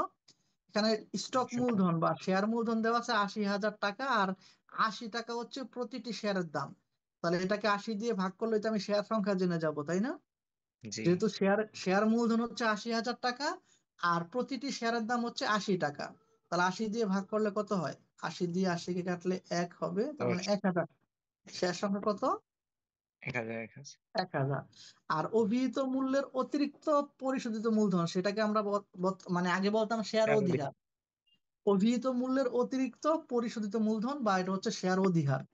তাহলে শেয়ার শেয়ারের প্রিমিয়াম। শেয়ারের মূল দাম কত টাকা? মূল দাম হচ্ছে 80,000।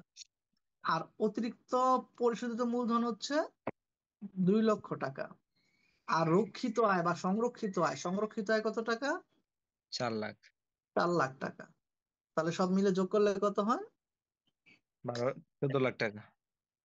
6,80,000। না, ওটা ওটা ও, 8 লাখ, আশি না হাজার ওটা 80,000। আচ্ছা, 6,80,000। 6,80,000-কে এবার শেয়ার সংখ্যা দিয়ে ভাগ করতে হবে। জি। এগুলো কেন যোগ করলাম বলতো? কারণ এখানে সংরক্ষিত আয়, এটা কি মালিকানা সত্ত্ব না? জি। তারপরে যে অতিরিক্ত মূলধন, যেটা অতিরিক্ত মূলধন, এটাও মালিকানা সত্ত্ব। আবার এই যে হুম। শেয়ার মূলধন বা স্টক মূলধন, যেটা এটাও মালিকানা সত্ত্ব। এইসব মালিকানা সত্ত্বগুলো যোগ করতে হবে।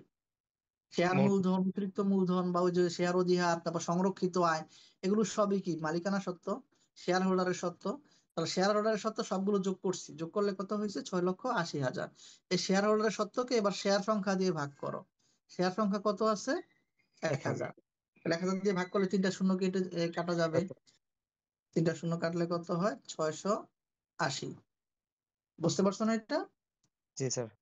খুবই সহজ জানা থাকলে, জানা না থাকলে মনে হবে আল্লাহ এটা আবার কোন কোশ্চেন, না জানা থাকলে এটা অনেক কঠিন মনে হবে। আচ্ছা, এবার লভ্যাংশ সংক্রান্ত যেটা তুমি আগেই বলে দিয়েছিলা, আমরা মনে রাখবো যে অগ্রাধিকার শেয়ার হোল্ডারদেরকে আগে লভ্যাংশ দিতে হয় এবং বাকি সাধারণ টাকাটা সাধারণ শেয়ার হোল্ডাররা পেয়ে থাকে।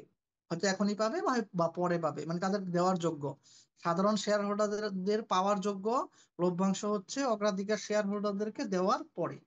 এই কোশ্চেনটা একটু ভুল ছিল তাই না, যে ঢাকা বিশ্ববিদ্যালয় 2022-23 আসছে, এখানে ভুল ছিল কি, যে ভুলবশত মানে এখানে নিট মুনাফা, যেহেতু এখানে কর পরবর্তী লেখা নাই, টিচার ভুলবশত ভাবছে এটা কর আহ, সুদ বা কর পরবর্তী লেখা না থাকার কারণে এটা টিচার সুদ পূর্ব মুনাফা ভেবে নিছিল হয়তো বা কিছুই ভাবে নাই, জাস্ট ভুলবশত বিয়োগ করে ফেলছে, ঋণপত্রের সুদটা বিয়োগ করে ফেলছে, যেটা আমি নিজেও করছিলাম। ঢাকা বিশ্ববিদ্যালয় পরীক্ষার দিন যখন এটা সলভ করতেছিলাম, আমি প্রথমে এই টাকা থেকে নিট মুনাফা থেকে ভুলবশত এই যে এই 12% যে অগ্রাধিকার শেয়ার হোল্ডারের লভ্যাংশ এটাও বাদ দিচ্ছিলাম, আবার এই 10% যে ঋণের সুদ এটাও বাদ দিচ্ছিলাম। তখন আমার স্টুডেন্ট বলতেছিল স্যার এটা বাদ দিচ্ছেন কেন, পরে মনোযোগ দিয়ে খেয়াল করে দেখলাম ঠিকই তো, এটা বাদ দিচ্ছি কেন, এটা তো বাদ দেওয়াই আছে। নিট মুনাফা থেকে, নিট মুনাফা অলরেডি, নিট মুনাফা বের করা আছে মানে কি, অলরেডি অলরেডি ঋণপত্রের সুদ বা যে কোনো সুদই অবশ্যই বাধ্য আছে, আয়কর অবশ্যই বাধ্য আছে। নিট মুনাফা থাকলে আমরা কি বুঝি, এখানে আয়কর বাধ্য আছে এবং সকল প্রকার ব্যয় বাধ্য আছে। তাহলে ঋণপত্রের সুদ নিশ্চয়ই বাধ্য আছে, কিন্তু ঋণপত্রের সুদ তো একটা ব্যয়, ঋণপত্রের সুদ একটা ব্যয়, কিন্তু অগ্রাধিকার শেয়ারের যে পার্সেন্টেজটা থাকে এটা কি ব্যয়? না, এটা তো না, লভ্যাংশ, এটা তো লভ্যাংশ, লভ্যাংশ তো দেয়া হয় পরিশোধিত মূলধনের ব্যাপার। না, এখানে কার উপর বিষয় না, এখানে মানে লভ্যাংশ দেওয়া হচ্ছে নিট লাভ থেকে। আর লাভ সুদ কি থেকে নিট লাভ থেকে দেওয়া হয় না সুদ আগেই দেওয়া হয়? আগেই দেওয়া হয়। সুদ আগেই দেওয়া হয়, সুদ দেওয়ার পরে নিট লাভ বের হয়। কিন্তু লভ্যাংশ দেওয়ার পরে কি নিট লাভ বের হয় নাকি নিট লাভ থেকে লভ্যাংশ দেওয়া হয়? নিট লাভ থেকে লভ্যাংশ, দেওয়া হয়। হ্যাঁ, লভ্যাংশ দেওয়ার পরে কিন্তু অগ্রাধিকার শেয়ারের লভ্যাংশ কিন্তু নিট লাভ থেকে দেওয়া হয়, সাধারণ শেয়ারের লভ্যাংশ নিট লাভ থেকে দেওয়া হয়। অর্থাৎ লভ্যাংশ মানে সেটা নিট লাভ বের হওয়ার পরে দেওয়া হয়, আগে না। আর সুদ তো আগে দেওয়া হয়। সুতরাং আমরা এখান থেকে নিট লাভ থেকে সুদ বাদ দিব না, এটাই নিয়ম। কিন্তু টিচার ভুলবশত এটা বাদ দিয়ে ফেলছে। তোমাদের মনে রাখতে হবে টিচাররাও তো আমাদের মতো মানুষ, তারা তো আর ফেরেশতা না, সুতরাং তারাও ভুল করতে পারে। যদি আমরা প্রথমে যে নিয়ম অনুযায়ী অ্যান্সার বের করবো সেই নিয়মে অ্যান্সার যদি অপশনে না থাকে, তখন আরেকবার একটু চিন্তা কাছাকাছি করে আছে। দেখবো, আরেকবার একটু চিন্তা করে দেখবো যে টিচার তাহলে কি ভুল করে অ্যান্সারটা কি করছে। আরেকবার চিন্তা করলে যদি পেরে যায় তো ভালো, না পারলে তার কিছু করার নাই। তখন ওই যে যেমন গতকালকে যে গুচ্ছ পরীক্ষায় যে প্রশ্ন আসছে, তুমি যতবারই চেষ্টা করো কোনোভাবে মিলাইতে পারবে না, ওটা টিচারের ভুলটা বোঝা সম্ভব না, তাই না? But G sir. এখানে যেমন টিচারের ভুলটা বোঝা সম্ভব। এখানে মূল মূল ছিল 1,59,000 টাকা নিট লাভ, সেখান থেকে অগ্রাধিকার শেয়ার লভ্যাংশ 12%, অগ্রাধিকার শেয়ার আছে কত টাকা, এই 2 লাখ। 2 লক্ষ টাকা। তাহলে 2 লক্ষ টাকার উপরে তোমার হচ্ছে 12%-এ হয় হচ্ছে 12 × 2 = 24,000 টাকা। 24,000 টাকা লভ্যাংশ বাদ দিলে থাকবে আরো 1,35,000 টাকা। এটা হচ্ছে সাধারণ শেয়ার হোল্ডাররা পাবে। আর সাধারণ শেয়ার হোল্ডারদের শেয়ার প্রতি এটা সর্বোচ্চ হচ্ছে কত গিয়া টাকা লভ্যাংশ পেতে পারে? তাহলে এই যে এটাকে আবার ভাগ করতে হবে সাধারণ শেয়ার দিয়ে, সাধারণ 25 শেয়ারের টাকা। সংখ্যা দিয়ে। সাধারণ শেয়ারের সংখ্যা হচ্ছে 50,000। 50 টাকা। 50,000 দিয়ে তাহলে ভাগ করলে আমরা, 50,000 দিয়ে 1,35,000-কে ভাগ করলে কত পাবো? 2.7। শূন্য যদি আমি কেটে দিই প্রথমে, 50 দিয়ে 135 কাটলে হচ্ছে 50 × 2 = 100, থাকবে 35, এবার দশমিক, তারপর একটা শূন্য চলে আসবে, তারপর 7 হবে, 5 × 7 = 35, আচ্ছা 350। তাহলে এভাবে হয়ে গেল আমাদের 2.7। 2.7 হচ্ছে প্রকৃত উত্তর, কিন্তু এখানে যেহেতু প্রকৃত উত্তরটা নাই, তাহলে আমরা আরেকবার একটু চিন্তা করে দেখবো যে টিচারটা এখানে তাহলে কি ভুল করে থাকতে পারে। নিশ্চয়ই এই 10% সুদটা তারা ভুলবশত হয়তো বা বাদ দিয়ে দিছে। তাহলে আমরা সুদটা একটু বাদ দিয়ে দেখি মিলে কিনা। এই 1,35,000 থেকে 10% সুদ বাদ দাও। 10% তো 1 লক্ষ টাকার উপর 10%, 1 লক্ষ টাকা 10% কত? 10,000। আচ্ছা। 1 লক্ষ টাকা 10% যদি 10,000 এখান থেকে বাদ দাও, বাদ দিলে হয়ে যায় 1,25,000। 1,25,000, 1,25,000 নিচে হচ্ছে 50,000 হচ্ছে শেয়ারের সংখ্যা। এবার কিন্তু 50 দিয়ে 125-কে ভাগ করলে তোমার 2.5। 2.5 হবে। এই যে এটা অ্যান্সার হয়। অর্থাৎ যদি আমরা ঋণের সুদটা এখানে বাদ দেই তাহলে 2.5 হয়, ঋণের সুদ বাদ না দিলে 2.7 হয়। প্রকৃত অ্যান্সার 2.7, কিন্তু টিচার এখানে অ্যান্সার নিচে নিশ্চয় কোনটা, 2.5। স্যার এবং এইখানে কি প্রশ্ন ভুলের কারণে সবাই নাম্বার দিয়ে দেওয়া হয়েছে নাকি বি না, অ্যান্সার? না, ভুল হয়েছে, অনেক সময় টিচার এটা জানতে পারে না। টিচাররা তো স্টুডেন্টদের সাথে তার কথা বলে না, যারা পরীক্ষার দায়িত্বে থাকে তারা তার কথা বলে না, না জানার কারণে সাধারণত নাম্বার দেওয়া হয় না। ব্যতিক্রম দু এক বছর, এক বছর শুধু শুনছিলাম, এক বছর শুধু প্রমাণ আসছে আমাদের হাতে যে সবাইকে নাম্বার দেওয়া হয়েছিল। ডাবল অ্যান্সার ছিল, দুইটা অ্যান্সারই যে যেটা দিছে সবাইকে নাম্বার দিয়ে দিছিল। এছাড়া আমরা জানি সাধারণত মানে নাম্বার দিয়ে দেয় না, এই জন্য তো স্টুডেন্টদের নাম্বার কমে যায়। প্রথমে যারা হিসাব করে যেরকম, পরে দেখা যায় নাম্বার কমে যায়, কারণ টিচাররা তো আর ওই স্টুডেন্টরা ভুল ধরলে সেই ভুল দেখে তো আর কারেকশন করে না। আগেই কারেকশন করে বসে থাকে। ওরা ওই যে মেশিনে দেখে ফেলেন, আজকে পরীক্ষা হলে আজকে রাত থেকে দেখা শুরু করে, ওরা এই 2 দিনের মধ্যে তো রেজাল্ট রেডি করে ফেলে, তো এইখানে আর তারা জানতেই পারে না ভুলগুলো সম্পর্কে। হুম। আর এখানে তো তোমার সিনিয়র টিচাররা যা বলে তাই তো, জুনিয়র টিচাররা অনেক সময় ভুল বুঝলেও জানাইলো এটা লাভ হয় না। এবার যেমন রিটেনের নাম্বার অনেক কম আসবে সবার, কারণ হচ্ছে টিচাররা অনেক মানে যেভাবে প্রশ্নে তার উত্তর দিছে সেভাবে না লিখে নাম্বার না দেওয়ার ব্যাপারে নির্দেশনা দিছে, তো সেই কারণে রিটেন অ্যান্সার না, রিটেনে নাম্বার অনেকেরই কম আসবে, অ্যাকাউন্টিং এও রিটেন নাম্বার কম আসবে। এবার একটু এদিক সেদিক লিখলে মানে নাম্বার না দেওয়ার জন্য উপদেশ দেওয়া হয়েছে, যদিও জুনিয়র টিচাররা সব মানে নাই, তাদেরও তো একটা বিবেক বুদ্ধি আছে। খাতা যারা দেখছে অনেকে হয়তো নাম্বার দিছে বা সবাই দিবে না, কিছু কিছু টিচার আছে ঠিকই সিনিয়র টিচারের কথা মতো কেটে দিবে, এজন্য রিটেনে কারো কারো নাম্বার হিসাবের চেয়ে কম আসবে। কিছু করার নাই, ভাগ্য খারাপ হলে কিছু করার নাই। আচ্ছা, এটা একটু আগে যেটা করলাম এটাতে আরো ইজিলি ক্লিয়ারলি বলে দিছে যে কর পরবর্তী নিট মুনাফা বোঝাই যাচ্ছে, এটা করের পরে ঋণের সুদ নিশ্চয়ই, ঋণের সুদ নিশ্চয়ই এটা দিয়ে দেওয়া হয়েছে, এটা আর বাদ যাবে না। 12% যে তোমার হচ্ছে অগ্রাধিকার শেয়ারের লভ্যাংশ, এটা বাদ যাবে। তাহলে 1,50,000 থেকে 12% বাদ দিলে কত হয়? 12%-এ 24,000। এই যে 12%, 2 লক্ষ টাকার 12%, 12 × 24,000, এটা বাদ দিলে কত হয়? 1,26,000। এটাতে একটা সুবিধা আছে, শেয়ার প্রতি বলে নাই, মোট বলছে সর্বোচ্চ কত টাকা লভ্যাংশ পেতে পারে। শেয়ার প্রতি বলে নাই যেহেতু, এখানে কাজ শেষ। জাস্ট হচ্ছে নিট মুনাফা থেকে অগ্রাধিকার শেয়ারের লভ্যাংশ বাদ দিলে, নিট যেটা মুনাফা থেকে অগ্রাধিকার শেয়ারের লভ্যাংশ বাদ দিলে এখানে অ্যান্সার বের হয়ে গেছে। এখানে শেয়ার প্রতি বলে নাই, শেয়ার প্রতি বললে না আবার এই যে 50,000 দিয়ে ভাগ করা লাগতো, হুম। শেয়ার প্রতি বলে নাই, এই জন্য 1,60,000 টাকা অ্যান্সার হয়ে গেছে, 26,000 টাকা অ্যান্সার হয়ে গেছে। আর লভ্যাংশের পরিমাণ যদি বের করতে বলে, পার্সেন্টেজটা কার উপর হবে? পরিশোধিত মূলধনের উপর। আর আধুনিক যুগে পরিশোধিত মূলধন মানে কি? শেয়ারের যে অভিহিত মূল্য সেটাই তো পরিশোধিত মূলধন নাকি? জি বর্তমানে স্যার। কি শেয়ারের মূল্য ওই যে আংশিক টাকা নেওয়া হয়, আংশিক টাকা ধাপে ধাপে নেওয়া হয়, পরে বকেয়া তলব থাকে, তলবকৃত মূলধন থেকে বকেয়া তলব বা অনাদায়ী তলব বাদ দিয়ে পরিশোধিত মূলধন যে বের করা হয়, সেটা কি আর বর্তমানে আছে? বর্তমানে নাই। বর্তমানে কি সরাসরি অভিহিত মূল্যটাই হচ্ছে পরিশোধিত পরিশোধিত মূল্য। মূলধন। তাহলে এখানে যে অভিহিত মূল্য দেওয়া আছে এটি দেখো, এখানে কিন্তু যে বাজার মূল্য দেওয়া আছে এটা কোনো কাজে লাগবে না এখানে। বাজার মূল্য কাজে লাগে কখন? যদি যে বের করা হয়, পিই রেশিও বের করতে বলে, পিই রেশিও মনে আছে? মূল্য আয় অনুপাত, প্রাইস আর্নিং রেশিও। এবার ফাইন্যান্সে আসছে, এটা ঢাকা বিশ্ববিদ্যালয়ের ফাইন্যান্সে আসছে। না, আমি ফাইন্যান্স নাই তো, আমার মার্কেটিং। আচ্ছা, তাদের ফাইন্যান্স আছে, ওরা জানে। এবার এটা ঢাকা বিশ্ববিদ্যালয়ের ফাইন্যান্সে আসছে, প্রাইস আর্নিং রেশিও বা মূল্য আয় অনুপাত, মূল্য আয় অনুপাত। তো মূল্য আয় অনুপাত ওটা মানে তো কি ওই উপরে মূল্য, হ্যাঁ বলো। ওটা তো স্যার আমরা ওই আর্থিক বিবরণী বিশ্লেষণে পড়ছিলাম। হ্যাঁ, এটা অ্যাকাউন্টিং এ আছে এবং ফাইন্যান্সও আছে, ফাইন্যান্স এটা আসছে। মূল্য আয় অনুপাত, মূল্য আয় অনুপাত কি? উপরে মূল্যটা থাকবে, কোন মূল্য? বাজার মূল্য থাকবে, আর নিচে থাকবে হচ্ছে তোমার শেয়ার প্রতি আয় থাকবে, শেয়ার প্রতি আয়। বাট এখানে শেয়ার প্রতি আয় বা মূল্য আয় অনুপাত তো আর বের করতে বলে নাই, ওটা হচ্ছে ওই যে অনুপাত বিশ্লেষণ অধ্যায়ে বা আর্থিক বিবরণী বিশ্লেষণ অধ্যায়ে ছিল। আর এখানে তো এটা কাজে লাগবে না, বাজার মূল্য।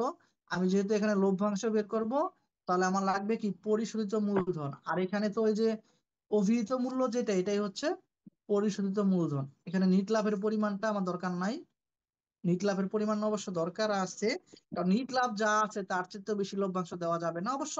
পার্সেন্টেজটা তো ওইভাবে সেট করা হবে, পার্সেন্টেজটা তো ওইভাবে সেট করা হবে যাতে নিট লাভ দিয়ে দেওয়া যায়। নিট লাভ যদি পর্যাপ্ত না থাকে তাহলে তো ওইভাবে পার্সেন্টেজ দেওয়া থাকবেও না, কারণ পার্সেন্টেজটা ওইভাবে সেট করতে হবে যাতে নিট লাভ দিয়ে টাকাটা দেওয়া সম্ভব হয়। নিট লাভ যদি না থাকে, আমরা জানি নিট লাভ থেকে লভ্যাংশ দেওয়া হয়, কিন্তু পার্সেন্টেজটা কি নিট লাভের উপর? না, পার্সেন্টেজটা হচ্ছে শেয়ারের পরিশোধিত মূলধনের উপর। পরিশোধিত মূলধনের উপর। আমাদের মনে রাখতে হবে লভ্যাংশ দেওয়া হয় নিট লাভ থেকে, কিন্তু পার্সেন্টেজটা হবে কার উপর? পরিশোধিত মূলধনের উপর। নিট লাভ থেকে বলতে মূলত অ্যান্সারটা আসলে সংরক্ষিত আয় থেকে। আর সংরক্ষিত আয় আসে কোত্থেকে? নিট লাভ থেকে, তাই না? প্রকৃতপক্ষে অ্যান্সার কি? লভ্যাংশ দেওয়া হয় কি থেকে? উত্তর হবে সংরক্ষিত আয় থেকে। আর সংরক্ষিত আয় আসে কোত্থেকে? উত্তর নিট হচ্ছে লাভ নিট থেকে। লাভ থেকে। লভ্যাংশ দেওয়া হয় সংরক্ষিত আয় থেকে, সংরক্ষিত আয় আসে কোত্থেকে? নিট নিট লাভ লাভ থেকে। থেকে। আচ্ছা, তাহলে এখানে তো ইজিলি বের করতে পারবা, অভিহিত মূল্য দেওয়া আছে যেটা, এটাই হচ্ছে পরিশোধিত মূলধন। এটার উপরে 10%, 10%-এ 50,000।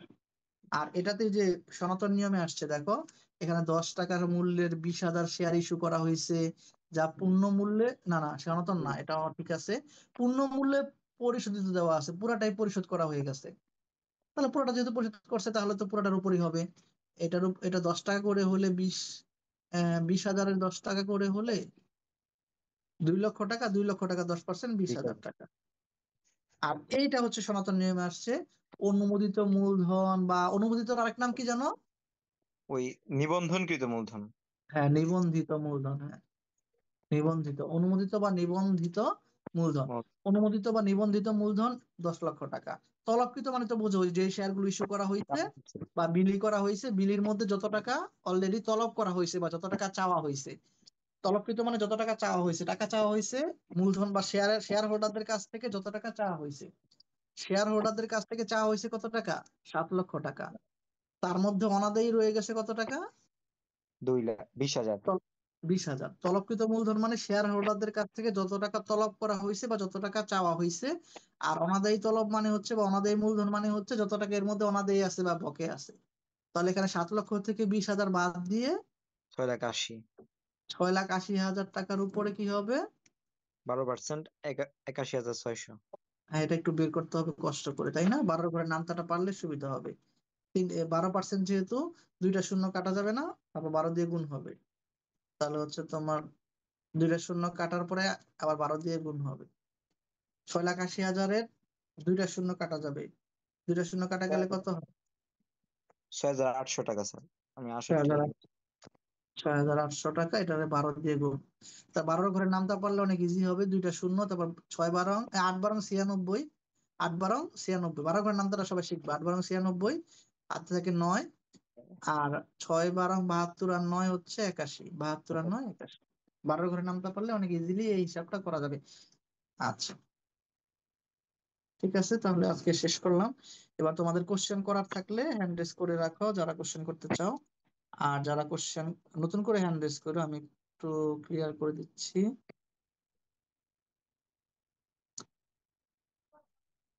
ওকে স্যার, মিউট আচ্ছা, করে দেন। আচ্ছা, ঠিক আছে। জান্নাত কোশ্চেন করবা? কোশ্চেন করলে তাহলে আনমিউট করো।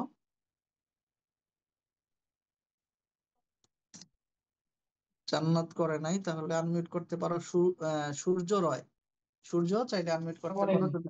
ওয়ালাইকুম আসসালাম। স্যার, আপনি কেবলই বললেন না যে আমাদের খাতাটা খুব টাইট করে দেখবে।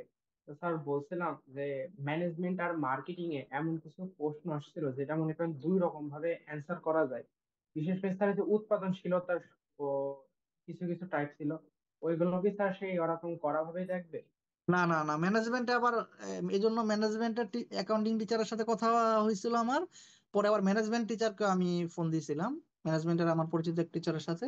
সে আবার বললো তাদের নাকি যে ম্যানেজমেন্টের হেড যিনি ছিলেন বা ওনাদের চেয়ারম্যান, তো ওই চেয়ারম্যান স্যার নাকি আবার এরকম অ্যাকাউন্টিং এর চেয়ারম্যানের মতো, বা ওই যে সরি, হ্যাঁ অ্যাকাউন্টিং এর চেয়ারম্যানের মতো এই কাজটা করে নাই। ফাইন্যান্সের বা ম্যানেজমেন্টের টিচাররা এগুলো বলে নাই।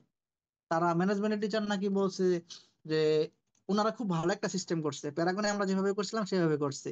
প্রথমে তারা 200-র মতো খাতা সবাই মিলে দেখছে, দেখে কি কি বিকল্প অ্যান্সার লিখছে স্টুডেন্টরা, সেগুলো যে আমরা প্যারাগনে যেমন অনেক বিকল্প অ্যান্সার দিয়ে দিতাম না, আমরা স্টুডেন্টদের খাতা দেখে কি কি বিকল্প অ্যান্সার হতে পারে সেগুলো আমরা 100 200 খাতা দেখে যেভাবে করছিলাম, ম্যানেজমেন্ট ওই কাজটা করছে। প্রথমে ওরা 100 200 খাতা দেখে বিকল্প অ্যান্সার গুলো কি কি হতে পারে, কোনগুলো নাম্বার দেওয়া যায় কোনগুলো দেওয়া যায় না, ওগুলো আগে ডিসাইড করছে, ডিসাইড করে তারপরে নাম্বার দিছে। এই জন্য ম্যানেজমেন্টের কাজটা ভালো হয়েছে আসলে। কিন্তু অ্যাকাউন্টিং এর কথা বলে না, অ্যাকাউন্টিং এ বলে নাই স্টুডেন্টরা কি দেখছে একটু কি লিখছে একটু দেখো। বরং অ্যাকাউন্টিং এ মানে চেয়ারম্যান স্যার নাকি বলে দিছে যে এইভাবে লিখলে নাম্বার দিও, ওইভাবে লিখলে দিবা না, এরকম বলে দিছে। যেমন ওই যে একটা আছে না, আয় স্বীকৃতি নীতি আর ওই যে বকেয়া ধারণা দুইটাই হয়। ওটার মধ্যে স্যার বলছে যে বকেয়া ধারণা হলে নাম্বার দিবা, আয় স্বীকৃতি হলে নাম্বার দিবা না। কিন্তু আয় স্বীকৃতি হলেও নাম্বার দেওয়া উচিত ছিল কোশ্চেনটাতে। ভুল করে বকে স্বীকৃতি দিয়ে আসছিল। হ্যাঁ, যারা স্যার বকে বকেয়া ধারণা দিয়ে আসছে ও তো অবশ্যই নাম্বার পাবে। আর আশিকৃতি দিলে কেউ নাম্বার পেতে পারে, কেউ নাও পেতে পারে, এটা ডিপেন্ড করবে যে টিচার দেখবে তার দয়ার উপর ডিপেন্ড করবে। কারণ চেয়ারম্যান স্যার বলছে এখানে আশিকৃতি দিলে নাম্বার দেওয়া যাবে না, তারপর কিছু টিচার হয়তো বা বিবেচনা করে দিয়ে দিবে, ভাববে যে এটা তো আসলে হয়। কারণ এখানে তো এমসিকিউ না যে আমার অপশন দেখে, আমার তো হ্যাঁ প্রশ্নে লেখা ছিল কোন ধারণা অনুসারে, বাট ধারণা নাকি নীতি এটার উপর ডিপেন্ড করে তো নাম অ্যান্সার অ্যান্সার ডিসাইড করা যায় না, তাই না? প্রশ্ন যদিও লেখা ছিল কোন ধারণা অনুসারে, কিন্তু তাই বলে এখানে শুধু আইন নিয়ে কথা বলছে যেহেতু, সেক্ষেত্রে আয় স্বীকৃতি নীতি তো দেওয়াই যায়। কিন্তু চেয়ারম্যান স্যার এত মানে এটা নিয়ে মাথা ঘামাইতে চায় না, উনি বলছে যেভাবে অ্যান্সার আছে সেভাবে দিতে হবে। বুঝতে বুঝলাম। এই অ্যাকাউন্টিং বাদে সব যেমন নর্মাল হয় সেমনভাবে দেখার সম্ভাবনা আছে। ফাইন্যান্স মার্কেটিং আমি জানি না, আমি শুধু অ্যাকাউন্টিং আর ম্যানেজমেন্ট স্যারের সাথে কথা বলছি, এই দুইটা খবর জানি। আর ফাইন্যান্স মার্কেটিং কি করবে জানি না। মার্কেটিং। ধন্যবাদ স্যার, একটু শান্তি পাও। আচ্ছা ঠিক আছে। নিশাত, নিশাত। আসসালামু আলাইকুম স্যার। হ্যাঁ ওয়ালাইকুম আসসালাম। স্যার আমার অপচয় থেকে সমস্যা ছিল স্যার, র্যাপস বইয়ের 330 পৃষ্ঠা। ট্যাবস বই থেকে,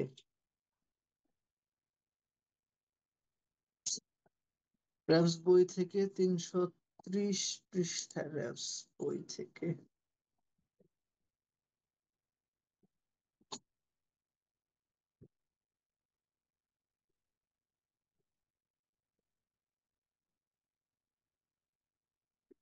তিনশো ত্রিশ, হ্যাঁ কয় নাম্বারটা বলো তো?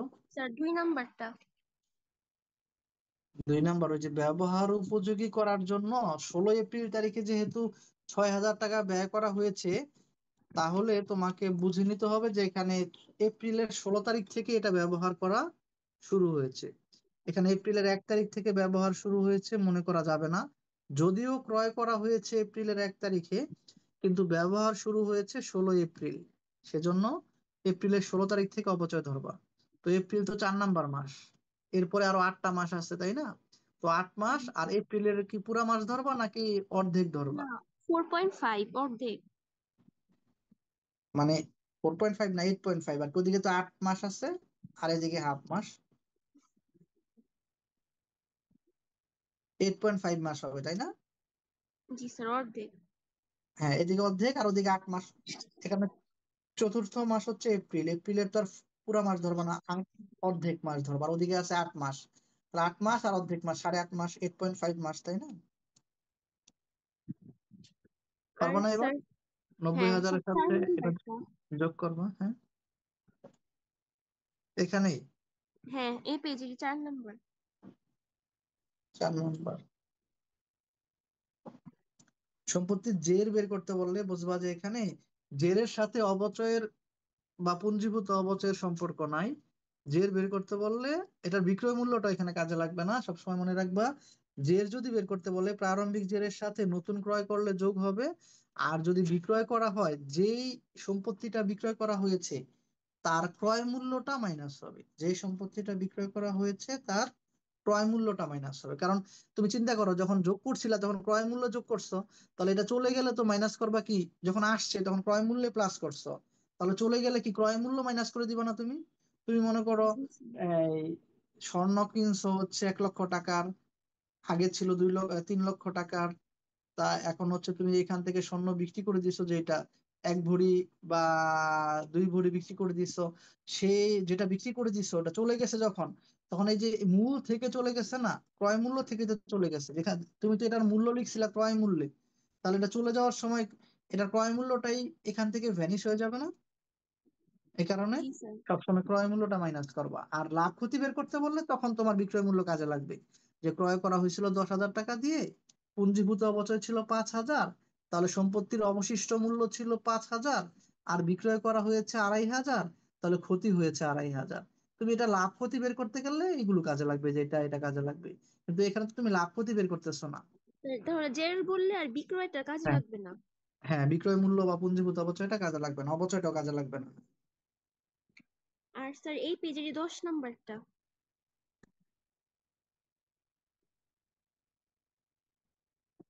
10 নম্বরে হচ্ছে দ্বিতীয় বছরের অবচয় মানে কি, প্রথমে 20% দিলে বের হবে প্রথম বছরের অবচয় ক্রয় স্যার মূল্যের উপর নিট নিট মূল্য মানে কি, মানে দ্বিতীয় বছর অবচয়? না, দ্বিতীয় বছরের অবচয় বের করে ওটা বাদ দিবা, প্রথম বছরের অবচয়টা বাদ দিবা, দ্বিতীয় বছরের অবচয়টা বাদ দিবা। তাহলে প্রথম বছরের অবচয় হচ্ছে 60,000, এটা বাদ দিয়ে দিলা। বাদ দেওয়ার পরে অবশ্যই বই মূল্য থাকলো 2,40,000 টাকা, এটার উপরে আবার 20% বের করে আবার বাদ দিয়ে দিলাম। 20%-এ কত হবে এটা? 48,000। 48,000 বাদ দিয়ে দিবা, বাদ দিলে যেটা হবে 2,40,000 থেকে 48 বাদ দিলে 1,92,000 টাকা হবে। আর স্যার যে 3 নাম্বারটাও কি 2 নাম্বারের মতোই অর্ধেক ধরতে হবে, যা 1 জুন দেওয়া? না, ওটা মাসের হিসাব করতে 1 জুলাই হলে অর্ধেক হইতো, 1 জুন যদি হয় তাহলে তোর অর্ধেক না। 1 জুন মানে তো আর বছরের মাঝখানে না, এটা 1 জুন মানে কি বছরের মাঝখানে? মাঝখানে না তো। 1 জুলাই হলে মাঝখানে। যদি 1 জুন আছে তাহলে বুঝতে হবে এখানে যে মাসের হিসাব করতে হবে, এখানে হাফ করা যাবে না, তাই না? তো জুনের 1 থেকে ডিসেম্বর 31 পর্যন্ত কি 7 মাস হয় না? জি স্যার। তাহলে 7 মাসের অবচয় বের করতে হবে। প্রথমে তুমি বার্ষিক অবচয় বের করবা। বার্ষিক অবচয় যেটা হবে সেটাকে তুমি এবার 12 দিয়ে ভাগ করবা আর 7 দিয়ে গুণ করবা। কারণ এখানে তো আর হাফ বছরে করা যাবে না, 7 মাসের করতে হবে। 7 মাস করতে গেলে কি করতে হবে? 12 দিয়ে ভাগ, 7 দিয়ে গুণ, তাই না? আচ্ছা স্যার, এটাই ছিল স্যার। থ্যাংক ইউ স্যার, আসসালামু আলাইকুম। আচ্ছা, ওয়ালাইকুম আসসালাম। এরপরে কি আরিয়ান কোশ্চেন করবো? স্যার, আসসালামু আলাইকুম স্যার। হ্যাঁ, ওয়ালাইকুম আসসালাম। স্যার, আমার প্রশ্ন ছিল ওই যে স্যার আপনার সংরক্ষিত মূলধন যদি শেয়ারের ইয়ারে বুঝাইছিলেন স্যার, এখান থেকে স্যার ওই যে বলছিলেন স্যার নিট মুনাফা থেকে এইটা আসে, আর আরেকটা হচ্ছে স্যার এই স্যার মোট মুনাফা থেকে এইটা আসে, যে এরকম মানে স্যার কোনটা থেকে কোনটা আসে এটা একটু স্যার বুঝাই দিন স্যার। আচ্ছা, ওটা হলো মূলধন জাতীয় সঞ্চিতি গুলো আসে হচ্ছে মূলধন জাতীয় লাভ থেকে, আর মুনাফা জাতীয় সঞ্চিতি গুলো আসে নিট মুনাফা থেকে। যেমন হচ্ছে এটা নিয়ে একটা আলোচনা আছে হচ্ছে যৌথ মূলধনী কোম্পানির আর্থিক বিবরণী অধ্যায়ে, এই যে সঞ্চিতি গুলো নিয়ে আলোচনা করা আছে না, মূলধন সঞ্চিতি। স্যার, জি স্যার। তারপরে হচ্ছে এইখানে খেয়াল করো, এই যে সনাতন পদ্ধতিতে যখন হচ্ছে আমরা সঞ্চিতিকে 2 ভাগে ভাগ করি, মূলধন জাতীয় সঞ্চিতি আর মুনাফা জাতীয় সঞ্চিতি। সঞ্চিতি মানে হচ্ছে সবকিছু মুনাফা থেকে আসে, তো মূলধন জাতীয় সঞ্চিতি মানে হচ্ছে এগুলো মুনাফা, মূলধন জাতীয় লাভ থেকে বা মূলধন জাতীয় মুনাফা থেকে আসে। আর মুনাফা জাতীয় সঞ্চিতি মানে এগুলো হচ্ছে ওই যে নিট মুনাফা বা ওই যে চলতি মুনাফা যেটা সেখান থেকে আসে, চলতি বছরের মুনাফা থেকে, বুঝছো?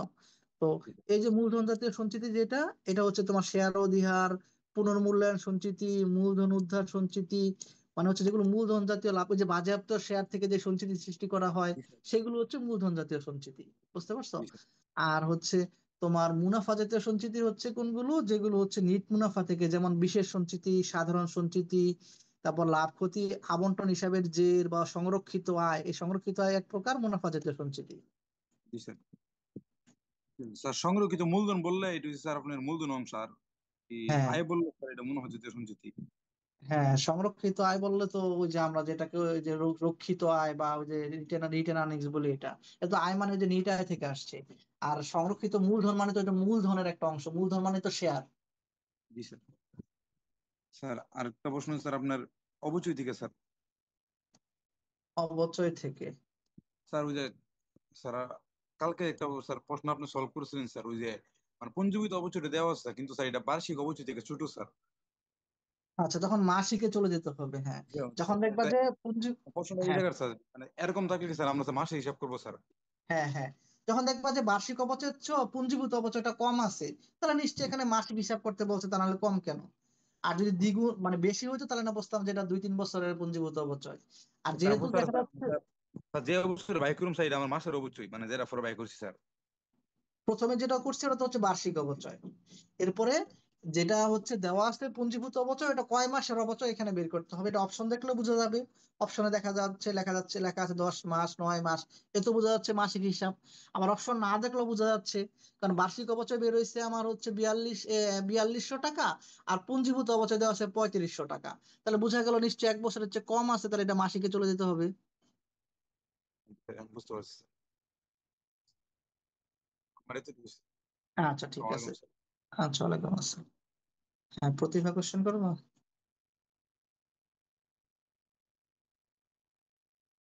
প্রতিভা দেখো তো আনমিউট অপশন পেয়েছো কিনা।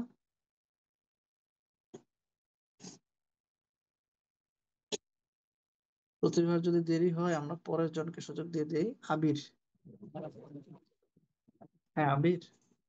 র্যাব পরীক্ষা দিয়ে স্যার 580 নাম্বার পেয়েছে, 14 চ্যাপ্টারের নাম্বার। নাম, চ্যাপ্টারের নামটা একটু বললো।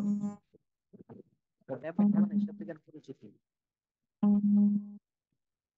হ্যাঁ, র্যাব মুস্তাফা হিসাব বিজ্ঞান পরিচিতি।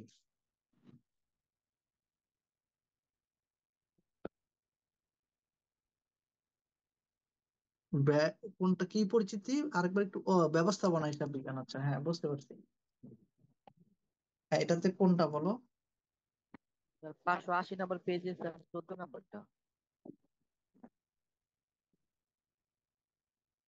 580 নাম্বার পেজে 14 নম্বরটা, আচ্ছা বের করতেছি দাঁড়াও।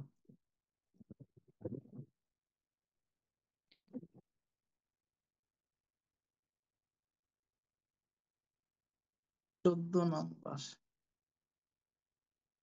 এটাতে তোমার নিরাপত্তা প্রান্ত অনুপাত দেওয়া আছে, আর মুনাফার পরিমাণ দেওয়া আছে, সমচ্ছেদ বিন্দুর পরিমাণটা বের করতে হবে। আচ্ছা, এখানে দেখো বিক্রয় যেটা দেওয়া আছে, আমরা জানি বিক্রয়ের উপরে পার্সেন্টেজ গুলো সবসময় বিক্রয়ের উপর হবে এই অধ্যায়ে, তাই না? এই এই যে ব্যবস্থাপনা হিসাব বিজ্ঞানে যা যা বের করতেছি পার্সেন্টেজ গুলো সবসময় কার উপর হচ্ছে? বিক্রয়ের উপর। তাহলে বিক্রয় 14 লক্ষ টাকা, তো এটার উপর 40% বের করলেই তোমার নিরাপত্তা প্রান্ত বা ওই যে কন্ট্রিবিউশন মার্জিনটা বের হয়ে যাবে। তাহলে বের করো তো, এখানে 40% বের করলে 4 14 56, মানে হচ্ছে 5,80,000। 5,60,000 এটা হচ্ছে তোমার নিরাপত্তা প্রান্ত। আর মুনাফার পরিমাণ কত হয় 20%-এ? 14 লাখ, 14 লক্ষের 20% কত হয়? 14 লক্ষের 20% হচ্ছে তোমার, এই যে মুনাফা দেওয়া আছে কত, 20%। তুমি কি শুনতে পাচ্ছ? তোমার চলে গেছে, কে যেন ছিলাম, প্রতিভা আমার সাথে কে ছিল? হ্যাঁ, চলে গেছে, ও, আবির। হ্যাঁ আবির, শুনতে পাচ্ছ? হ্যাঁ আবির, কি আমাকে শুনতে পাচ্ছ আবির?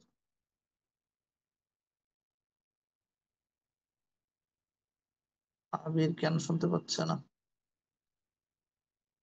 জান্নাত, কি আমাকে শুনতে পাচ্ছ? স্যার। হ্যাঁ জান্নাত, কি আমাকে শুনতে পাচ্ছ? জি জি স্যার। আসসালামু আচ্ছা, আলাইকুম। তাহলে আবিরের কোনো ঝামেলা হয়েছে বোধহয়। আবির, আচ্ছা আবির, তুমি নতুন করে আবার আনমিউট করো তো।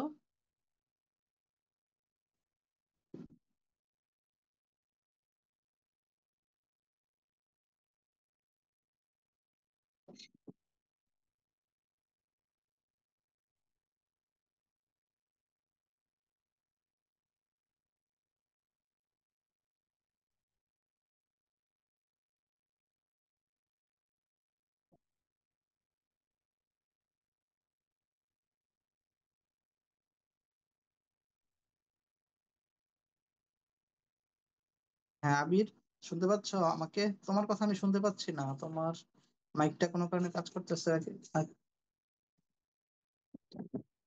এখন শোনা যাচ্ছে স্যার? হ্যাঁ হ্যাঁ, এখন শোনা যাচ্ছে। জি আচ্ছা, স্যার। আচ্ছা এখানে হচ্ছে তোমার বিক্রয় মূল্য দেওয়া আছে আর নিরাপত্তা প্রান্ত দেওয়া আছে।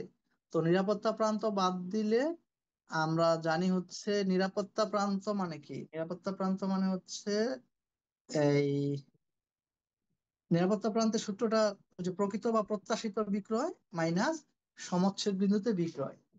এটা জি স্যার। হচ্ছে, আচ্ছা তাহলে এটা আর লাগতেছে না, মুনাফার পরিমাণটা এখানে লাগতেছে না। ওই সূত্রটা জানলেই হচ্ছে। নিরাপত্তা প্রান্ত মানে যদি হয় প্রকৃত বিক্রয় মাইনাস তোমার হচ্ছে সমচ্ছেদ বিন্দুতে বিক্রয়, তাহলে তো আমরা এই যে প্রকৃত বিক্রয় তো জানি, আর নিরাপত্তা প্রান্ত তো পার্সেন্টেজ দিলে বের হয়ে যাবে। তাহলে এটা থেকে এটা বাদ দিলে তো তোমার হচ্ছে সমচ্ছেদ বিন্দুতে বিক্রয়ের পরিমাণটা বের হয়ে যাবে, তাই না? জি তো স্যার। সমচ্ছেদ বিন্দু বের হয়ে যাবে, সেক্ষেত্রে তোমার কি এই সূত্রটা মনে রাখতে হবে যে নিরাপত্তা প্রান্তের যে সূত্রটা খুবই গুরুত্বপূর্ণ সূত্র। নিরাপত্তা প্রান্তের সূত্র হচ্ছে প্রকৃত বিক্রয় বা প্রত্যাশিত বিক্রয় মাইনাস সমচ্ছেদ বিন্দুতে যে বিক্রয়। সমচ্ছেদ বিন্দুতে বিক্রয় এখানে বের করতে হবে। আর এখানে প্রকৃত বিক্রয় দেওয়া আছে, আর নিরাপত্তা প্রান্তের বিক্রয় তো হচ্ছে যে পার্সেন্টেজ দিলে বের হয়ে যাবে। নিরাপত্তা জি প্রান্ত, স্যার। হ্যাঁ পার্সেন্টেজ দিলে বের হয়ে যাবে। স্যার 16 নম্বরটা একটু দেখে স্যার। 16 নম্বরে 40% নিরাপত্তা প্রান্ত না, কন্ট্রিবিউশন মার্জিন আছে, নিরাপত্তা না। কন্ট্রিবিউশন মার্জিন হচ্ছে তোমার, আগেরটা আমি একটু ভুল বলছিলাম, ওই যে কন্ট্রিবিউশন মার্জিন বলছিলাম নিরাপত্তা প্রান্তকে। নিরাপত্তা প্রান্ত তার কন্ট্রিবিউশন মার্জিন না, সেফটি মার্জিন এটা আর কি। নিরাপত্তা প্রান্ত মানে সেফটি মার্জিন। আচ্ছা, জি স্যার। আর এখানে হচ্ছে কন্ট্রিবিউশন মার্জিন বা হচ্ছে তোমার অনুদান প্রান্ত বা অবদান প্রান্ত। তো অনুদান বা অবদান প্রান্ত হচ্ছে 40%। আর পরিবর্তনশীল খরচ বের করবা, তারপর বিয়োগ করলে বের হয়ে যাবে। আমরা জানি হচ্ছে আহ, ই থেকে বিক্রয় থেকে পরিবর্তনশীল খরচ বাদ দিলে বের হয় হচ্ছে কন্ট্রিবিউশন মার্জিন, তাহলে কন্ট্রিবিউশন মার্জিন বাদ দিলে বের হয়ে যাবে পরিবর্তনশীল খরচ, তাই না? জি স্যার। বিক্রয় থেকে পরিবর্তনশীল খরচ বাদ দিলেই তো হয়ে যায় কন্ট্রিবিউশন মার্জিন। তাহলে বিক্রয় থেকে কন্ট্রিবিউশন মার্জিন বাদ দিয়ে দিলে হয়ে যাবে তোমার পরিবর্তনশীল খরচ। এটা সূত্রটা মনে রাখলেই তো হইলো, মূল সূত্রটা, যে আমরা জানি বিক্রয় মাইনাস পরিবর্তনশীল খরচ সমান হচ্ছে কন্ট্রিবিউশন মার্জিন, তাই না? কন্ট্রিবিউশন মার্জিন বের করে কিভাবে? বিক্রয় থেকে পরিবর্তনশীল খরচ বাদ দিলে। তাহলে এখন বিক্রয় থেকে কন্ট্রিবিউশন মার্জিনটা বাদ দিয়ে দিলে পরিবর্তনশীল খরচ বের হয়ে যাবে, আর টাকার পরিমাণটা তো পার্সেন্টেজ দিলে বের হয়ে যাবে। জি স্যার, বুঝছি স্যার। স্যার আরেকটা ছিল স্যার, আমাদের যে আগেরবার পরীক্ষাটা হলো স্যার, ওই যে অপচয়ের স্যার লিখিত পরীক্ষার ম্যাথটা এটা একটু বুঝে দিলে ভালো হয়। অবচয়ের কোশ্চেন আসছিল লিখিত অংশে। জি স্যার, ওইটা বুঝিয়ে নিয়ে স্যার।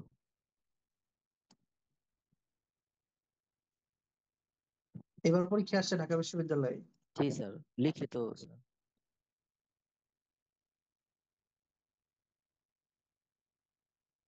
স্যার লাস্টের কোশ্চেনটা মেবি। 6,20,000 আনসার যেটা।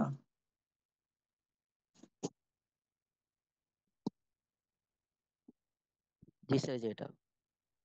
এখানে হচ্ছে ক্রয় মূল্য বের করতে বলছে, আর দেওয়া আছে কি কি ক্রয় করা হয়েছে যার অবশিষ্ট ভগ্নাবশেষ মূল্য দেওয়া আছে, আর এই যে বার্ষিক অবচয়ের হার দেওয়া আছে, আর হচ্ছে অবচয় দেওয়া আছে। যেহেতু অবচয়ের হার দেওয়া আছে আর অবচয় দেওয়া আছে, তাহলে আমাদের বুঝতে হবে এমন একটা সূত্র এখানে অ্যাপ্লাই করতে হবে যে এই সূত্রের ভিতরে অবচয়ের হার আছে এবং অবচয় আছে। তো আমরা জানি বার্ষিক অবচয় সূত্রটাই আর ভিতরেই অবচয়ের হার থাকে, তাই না? জি স্যার। বার্ষিক অবচয় নির্ণয় তো দুইটা সূত্র আছে, একটা হচ্ছে আয়ুষ্কাল দিয়ে আর একটা হচ্ছে অবচয়ের হার দিয়ে। হার দিয়ে। যেহেতু এখানে অবচয়ের হার দেওয়া আছে, তাহলে নিশ্চয়ই আমরা অবচয়যোগ্য মূল্য ইনটু হার। হ্যাঁ, অবচয় যোগ্য মূল্য ইনটু অবচয়ের হার এই সূত্র অ্যাপ্লাই করব। এখানে হার দেওয়া আছে জি পাঁচ স্যার। পার্সেন্ট আর বার্ষিক অবচয় দেওয়া আছে 30,000। তাহলে অবচয়যোগ্য মূল্য বের হয়ে যাবে, এই 5% ওই পাশে নিয়ে গেলে উল্টায় যাবে, উল্টায় গেলে উপরে 100 চলে যাবে, নিচে 5 চলে আসবে, তাই না? জি তারপর স্যার। 5 দিয়ে 30 কে কাটলে 5 6 30, মানে 6,000, 6,000 কে 100 দ্বিগুণ করলে 6 লক্ষ। 6 লক্ষ টাকা হচ্ছে অবচয়যোগ্য মূল্য। আর অবচয়যোগ্য মূল্যের সাথে অবশিষ্ট ওই যে এই যে এখানে এটা অবশিষ্ট মূল্য লিখছে ভুলবশত, এটা হলো ভগ্নাবশেষ মূল্য আর কি। মানে এই অবশিষ্ট মূল্য দ্বারা বোঝাইছে, ইংলিশ দেখলে বোঝা যাচ্ছে স্যালভেজ ভ্যালু। স্যালভেজ ভ্যালু মানে হচ্ছে ভগ্নাবশেষ মূল্য। এটা হচ্ছে ব্যবহারিক জীবনকাল শেষে অবশিষ্ট মূল্য বোঝাইছে, বর্তমান জি অবশিষ্ট মূল্য বোঝায় নাই। এটা হলো অবশিষ্ট মূল্য দ্বারা বোঝাইছে ব্যবহারিক জীবনকাল শেষে অবশিষ্ট মূল্য, মানে স্যালভেজ ভ্যালু যেটা। তাহলে জি ব্যবহারিক স্যার। জীবনকাল শেষে এটা 20,000 টাকা এখন যোগ হয়ে যাবে না? তাহলে একদম জি সেম স্যার। প্যাটার্নের কোশ্চেন তো আমাদের র্যাপসে এবং লেকচার শিটে আছে, একদম সেম। তার সংখ্যাটা হয়তো একটু ভিন্ন আছে, এমন হইতে পারে সংখ্যা সহ গমন করছে এটা। জি স্যার, বুঝতে পারছি স্যার। আর এখানে বছরটা এমনিতে দিছে, বছর কোনো কাজে লাগবে না, কারণ সরলরৈখিক পদ্ধতিতে আমরা জানি অবচয় প্রতি বছর সমানই থাকে, সেটা 18 সালও যে কথা, 22 সাল একই কথা। এখানে 22 সাল না 18 সাল এটা কোনো ফ্যাক্টর না, এটা তো আর ক্রমহ্রাসমান না যে কত বছরে গুনতে হবে। সরলরৈখিকে তো বছর প্রতি বছর অবচয় একই, যে কোনো বছর অবচয় তো সেমই থাকে। তো স্যার বিবিধ অংশগুলো বলছিলেন আজকে করাবেন।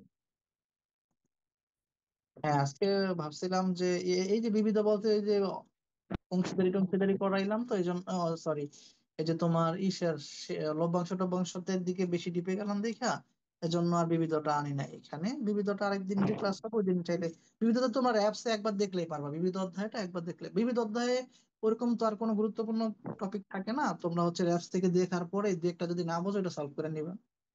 ঠিক আছে স্যার, এই ছিল কোশ্চেন। আসসালামু আচ্ছা, আলাইকুম স্যার। আচ্ছা, ওয়ালাইকুম আসসালাম। হ্যাঁ, জান্নাত কোশ্চেন আসসালামু করবা? আলাইকুম স্যার। হ্যাঁ, ওয়ালাইকুম আসসালাম। স্যার ওই যে অবচয়ের যে অধ্যায়ে মানে পুঞ্জিগত অবচয় কম বা বার্ষিক অবচয় বেশি দেওয়া থাকলে মানে পুঞ্জি এরকম যদি মাসের হিসাবটা হয় তাহলে তখন মাসটা কিভাবে বের করবে? ওই যে বার্ষিক অবচয়কে জাস্ট 12 দিয়ে প্রথম ভাগ করবা, তো 12 দিয়ে ভাগ করলে তোমার মাসিক অবচয় বের হয়ে যাবে না? এবার এই যে মাসিক অবচয়টা, এই মাসিক অবচয়টা দিয়ে ওই যে ওইখানে যেটা দেওয়া আছে পুঞ্জীভূত অবচয়, এটাকে ভাগ করে দিবা। তাহলে ভাগ করলে কি হয়ে যাবে, মাসের সংখ্যাটা বের হয়ে যাবে। মাসের সংখ্যা সবসময় ভাগ করে বের হবে। প্রথমে আগে মানে মাসিক বের করবা, তারপরে এই মাসিকটা দিয়ে ওই যে যে টাকাটা দেওয়া আছে ওইটাকে ভাগ করবা, তাহলে মাস সংখ্যাটা বের হয়ে যাবে। মানে পুঞ্জিগত অবচয়ের টাকাটাকে ভাগ করব। হ্যাঁ, এক মাসের অপচয় দিয়ে ভাগ করবো, হ্যাঁ। বুঝতে পারছি স্যার। আর হচ্ছে আরেকটা বিষয় জানার ছিল, মানে পড়া সম্পর্কে এটা হ্যাঁ হ্যাঁ, বললো, সমস্যা নেই। আহ, হচ্ছে মানে এখন তো ঢাকা বিশ্ববিদ্যালয়ের পরীক্ষা হবে, মানে আমি পরীক্ষা দিব ইনশাল্লাহ। তো এখন বলতেছে মানে আমি যদি অন্য কোনো ভার্সিটিতে এখন ভর্তি হয়ে যাই, তাহলে কি পরে যদি আমার রেজাল্ট আসে বা আমি ভর্তির সুযোগ পাই ঢাকা বিশ্ববিদ্যালয়তে, ভর্তি হতে পারবো কিনা? হ্যাঁ হ্যাঁ, সমস্যা নাই, পারবা।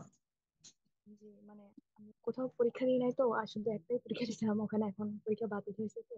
হ্যাঁ, না সমস্যা নাই, কোথাও ভর্তি হয়ে থাকলেও পরে আবার ভর্তি ক্যান্সেল করে অন্য বিশ্ববিদ্যালয়ে ভর্তি হওয়া যায়, এটা সবসময় হওয়া যায়। জি স্যার, জি ঠিক আছে, থ্যাংক ইউ, এটাই জানা ছিল। আচ্ছা, ঠিক আছে, ওয়েলকাম। এরপরে অর্ণব, মিট করো।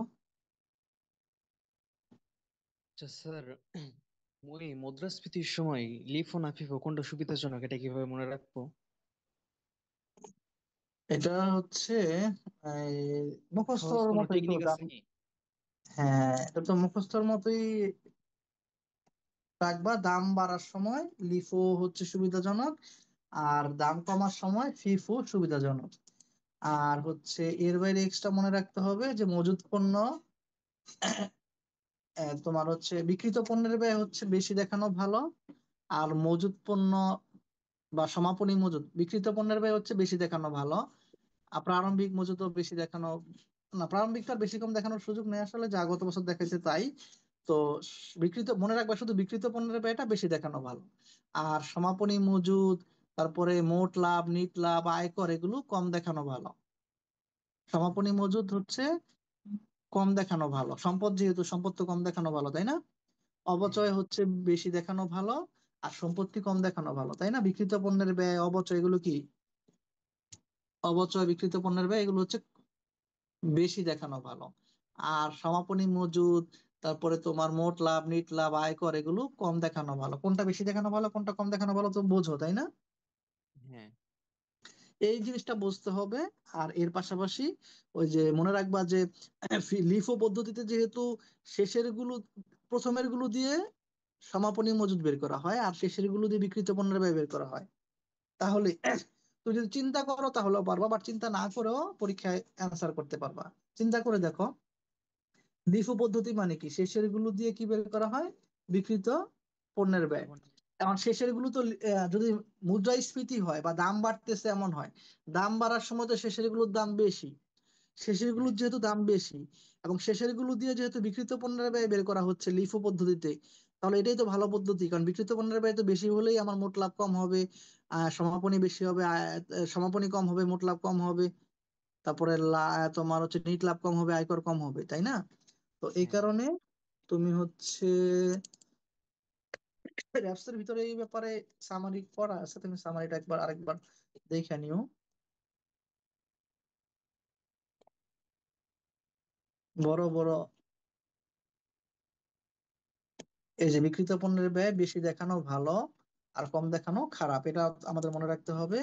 আর সমাপনী মজুদ, মুনাফা, আয়কর, এগুলো হচ্ছে কম দেখানো ভালো, বেশি দেখানো খারাপ, এটা আমাদের মনে রাখতে হবে। আর মূল্য বৃদ্ধির সময় লিফো সবচেয়ে ভালো পদ্ধতি, ফিফো সবচেয়ে খারাপ পদ্ধতি, এটা মনে রাখতে হবে। আর হচ্ছে তোমার মূল্য হ্রাসের সময় তাহলে উল্টা, তাই না? ফিফো সবচেয়ে ভালো। এই 4টা লাইনের মধ্যে কি আমাদের 4 লাইন আসলে মুখস্থ করতে হয়, নাকি 2 লাইন পারলে পরের 2 লাইন এমনি পারা যায়, এক পারলে 2 পারা যায় এমনিতেই না? হ্যাঁ এক যদি আমি জানি যে বিক্রিত পণ্যের ব্যয় বেশি দেখানো ভালো, বিক্রিত পণ্যের ব্যয় বিপরীত হচ্ছে উল্টা কি? বিক্রিত পণ্যের ব্যয়ের উল্টা হচ্ছে সমাপনী, মুনাফা, আয়কর, এগুলো উল্টা না? বিক্রিত পণ্যের ব্যয় বেশি হলে সমাপনী কম হবে, মুনাফা কম হবে, আয়কর কম হবে না? তাহলে বিক্রিত পণ্যের ব্যয় বেশি ভালো মানে হচ্ছে সমাপনী, মুনাফা এবং আয়কর কম হওয়া ভালো, এগুলো উল্টা বিষয় না? আবার তোমার 3 আর 4 কি একটা আরেকটার উল্টা না? মূল্য বৃদ্ধির সময় লিফো ভালো, ফিফো খারাপ মানে কি? তাহলে মূল্য হ্রাসের সময় ফিফো ভালো, লিফো খারাপ, উল্টা না? এক পারলে 2 পারা যায়, 3 পারলে 4 পারা যায়, তার মানে এখানে 2 লাইন পারলে 4 লাইন পারা যায়। এই 4 লাইন পারলেই তো আমার সব জানা হয়ে গেল, বুঝতে পারছো? জি স্যার। এই যে অন্যান্য বিশ্ববিদ্যালয়ে 454 পৃষ্ঠায় 1 নাম্বার যে কোশ্চেনটা, এটার ব্যাখ্যাটা পড়লেই তুমি সব ধরনের কোশ্চেন সলভ করতে পারবা। ঠিক আছে স্যার। আর কোনো কোশ্চেন আছে তোমার? না স্যার, ধন্যবাদ। নাই। আচ্ছা, ওয়েলকাম। তাহিয়া।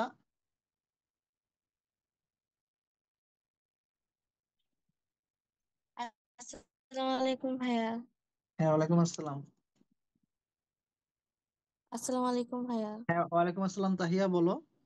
ভাইয়া জি ভাইয়া আমার কোয়েশ্চেনটা ছিল যে এবার তো পরীক্ষা রিটেন হলো, বললেন যে অনেক কম মার্কস দিবে, তো এবার যদি অনেক কম না, নিশ্চিত। অনেক কম না, মানে দু একটা কোশ্চেনে যেগুলোতে একটু মানে হচ্ছে দুই রকম ভাবে অ্যান্সার করা যাইতো, বাট সেখানে দুইটাই অ্যান্সার নেওয়া হওয়া উচিত, কিন্তু অ্যাকাউন্টিং এর ক্ষেত্রে এটা দুই রকম ভাবে অ্যান্সার নেওয়া হয় নাই। তো ওইটা কিছু কিছু ক্ষেত্রে ঝামেলা হইতে পারে, অ্যাকাউন্টিং এ একটু নাম্বার কম আসবে রিটেনে, বাট ম্যানেজমেন্টে আবার এই সমস্যাটা হবে না সম্ভবত। সেক্ষেত্রে হচ্ছে তোমার সব বিষয়ে যে কম আসবে তা তো আর না। জি, মানে আমি জানতে চাচ্ছিলাম যে এমসিকিউ তে কত পেলে মানে মানে সম্ভাবনাটা বেশি থাকবে এবার রিটেন যেহেতু হয়ে গেছে। একটু তো বলা কঠিন, প্রশ্ন যদি অনেক সহজ হয় তখন তো তোমার 45 পেয়েও চান্স পায় না, আর প্রশ্ন যদি অনেক কঠিন হয় তখন তো 30 পেলেও চান্স পাবা, তাহলে এটা তো আগে থেকে ডিসাইড করার কিছু না, বুঝছো না? জি জি, বুঝতে পারছি। আর ভাই আরেকটা কোয়েশ্চেন ছিল যে এবার অ্যাকাউন্টিং এ কোন কোন টপিক গুলোতে আমরা একটু বেশি আর কি জোর দিয়ে পড়বো এই কয়েকদিনের মধ্যে? এইগুলো আসলে নতুন করে সিদ্ধান্ত নেওয়ার কিছু নাই, তুমি যেটা করতে পারো সেটা হচ্ছে দেখবা যে ওই যে র্যাপসের প্রথমে যে পরিসংখ্যান দেওয়া থাকে, সেখানে যে চ্যাপ্টার গুলো থেকে লাস্ট 5 বছরে বেশি প্রশ্ন আসছে, বা এই যে লাস্ট যে পরীক্ষাটা হইলো কয়দিন আগে, সেখানে যে টপিক গুলো থেকে প্রশ্ন আসছে ওই টপিক গুলো একটু ভালো মতো পড়বা, সম্ভব হলে সব পড়বা, আর সম্ভব না হলে ওই টপিক গুলো একটু ভালোভাবে পড়বা। আচ্ছা ঠিক আছে ভাইয়া, ওকে, থ্যাংক ইউ। হ্যাঁ, ওয়েলকাম। এরপরে শান্তা ইসলাম। স্যার আসসালামু আলাইকুম। ওয়ালাইকুম আসসালাম। স্যার জিএসটি 5 নম্বর মডেল টেস্ট। এই যে গতকালকে বা পরশু যে পরীক্ষাটা হয়েছে, হ্যাঁ, না পাঁচ স্যার নম্বর জিএসটি মডেল টেস্ট প্যারাগন যে নিছে। হ্যাঁ, ওইটাই বললাম, এই যে পরীক্ষা যে হইলো 3-4 দিন আগে যেটা হয়েছে ওইটা বলতেছো? হ্যাঁ, দাঁড়াও, আমি এটা বের করব, হচ্ছে কিভাবে, নেটে যেতে হবে।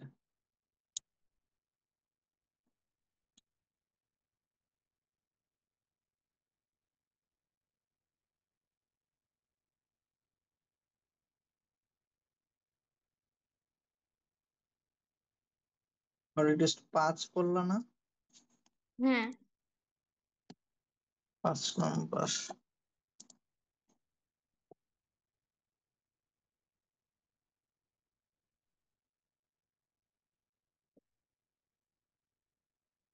কয় নাম্বার কোশ্চেনটা?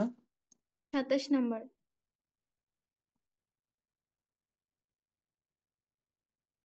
27, অংশীদারি কোশ্চেনটা।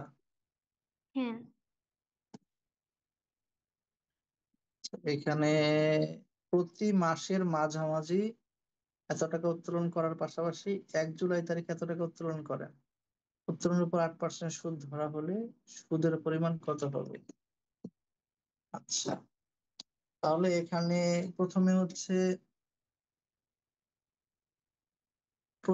তিনি প্রতি মাসের মাঝামাঝি 10,000, প্রতি মাসের মাঝামাঝি 10,000 টাকা উত্তোলন করলে এই 10,000 টাকার উপর তোমার সুদ ধরতে হবে 6 মাসের। আবার জুলাইয়ের 1 তারিখে 30,000 টাকা, এটাও হবে 6 মাসেরই। ছয় মাসে। তাহলে তুমি চাইলে একবারে 40,000-এর উপরই ছয়, না না, এটা করা যাবে না, 10,000-এর উপর 6 মাস তো বের করবা কিভাবে? 10,000 তো হচ্ছে এটা মাসিক উত্তোলন, তো প্রতি মাসে উত্তোলন, তো তাই এটার উপরে হচ্ছে 8% দেওয়ার পরে তোমার শুধু কি হবে, শুধু হচ্ছে ওই যে 6 দিয়ে গুণ হবে। কিন্তু এই 30,000-এর উপর যখন সুদ বের করবা, হ্যাঁ, তখন কিন্তু 8% দেওয়ার পরে শুধু 6 দিয়ে গুণ হলে হবে না, 6-এর নিচে আবার 12 দিতে হবে। 6 মাসের সুদ যেহেতু 6/12, তাহলে বলো তো এখানে 6 মাসের সুদের জন্য 6/12 হলো, বাট এটার জন্য 6 মাসের সুদ 6/12 হলো না কেন? কারণ এখানে কিন্তু 10,000টা হচ্ছে 1 মাসের উত্তোলন, আমরা কি এটা 12 মাসের উত্তোলন গুণ করে বের করছি? করি নাই। যদি এটা 12 মাসের উত্তোলন বের করতাম, এটা 12 দিয়ে গুণ করতাম না? তা 10,000-কে হ্যাঁ, 12 দিয়ে গুণ করলে 12 মাসের উত্তোলন, আবার তখন এই 6-এর নিচে আবার 12 লিখতাম, তাহলে এই 12 আর এই 12 কেটে দিছি, বুঝতে পারছো? 6-এর নিচে যে 12 সেই 12 কেটে দিছি। কারণ কি, এই যে এখানে অত 12 কেটে দিছি আমরা, প্রতি মাসে 10,000 উত্তোলন করলে 12 মাসে উত্তোলন বের করতে হলে কি 12 দিয়ে গুণ করতে হয় না? কিন্তু ওই 12 দিয়ে হ্যাঁ গুণটা আমরা বাদ দিয়ে দিছি, এখান থেকে 12 বাদ দিছি, সেজন্য এখান থেকেও 12 বাদ দিয়ে দিছি, বুঝতে পারছো? বাট এখানে তো আর কিন্তু কোনো 12। হ্যাঁ বলো। স্যার কিন্তু এই দুইটাই তো মাঝে না মাসে না, মানে এটা হচ্ছে শুধু 30,000 টাকা একবার উত্তোলন করছে, আর এই 10,000 টাকা তো আর একবার উত্তোলন করে নাই, 12 বার উত্তোলন করছে, প্রতি মাসে 12,000 10,000। ও বুঝছি এবার। এজন্য এখানে 12 দিয়ে ভাগ হয় নাই, বাট এখানে 12 দিয়ে ভাগ হবে। তাহলে তুমি চাইলে কি করতে পারতা, এই যে এই 30,000 আর এখানে পুরাটা বের করতে পারতা, 12 গুণ 1,10,000, তখন আবার সেম হইতো। এই 30,000-এর সাথে তুমি যদি যোগ করে দাও 1,20,000, হ্যাঁ, তাহলে কিন্তু আবার তোমার এই যে 1,50,000-এর উপর 8% দিয়ে তখন আবার 6/12 দিলেও হবে, বুঝতে পারছো? হ্যাঁ স্যার বুঝছি। কিন্তু স্যার মডেল টেস্ট 6 এবার।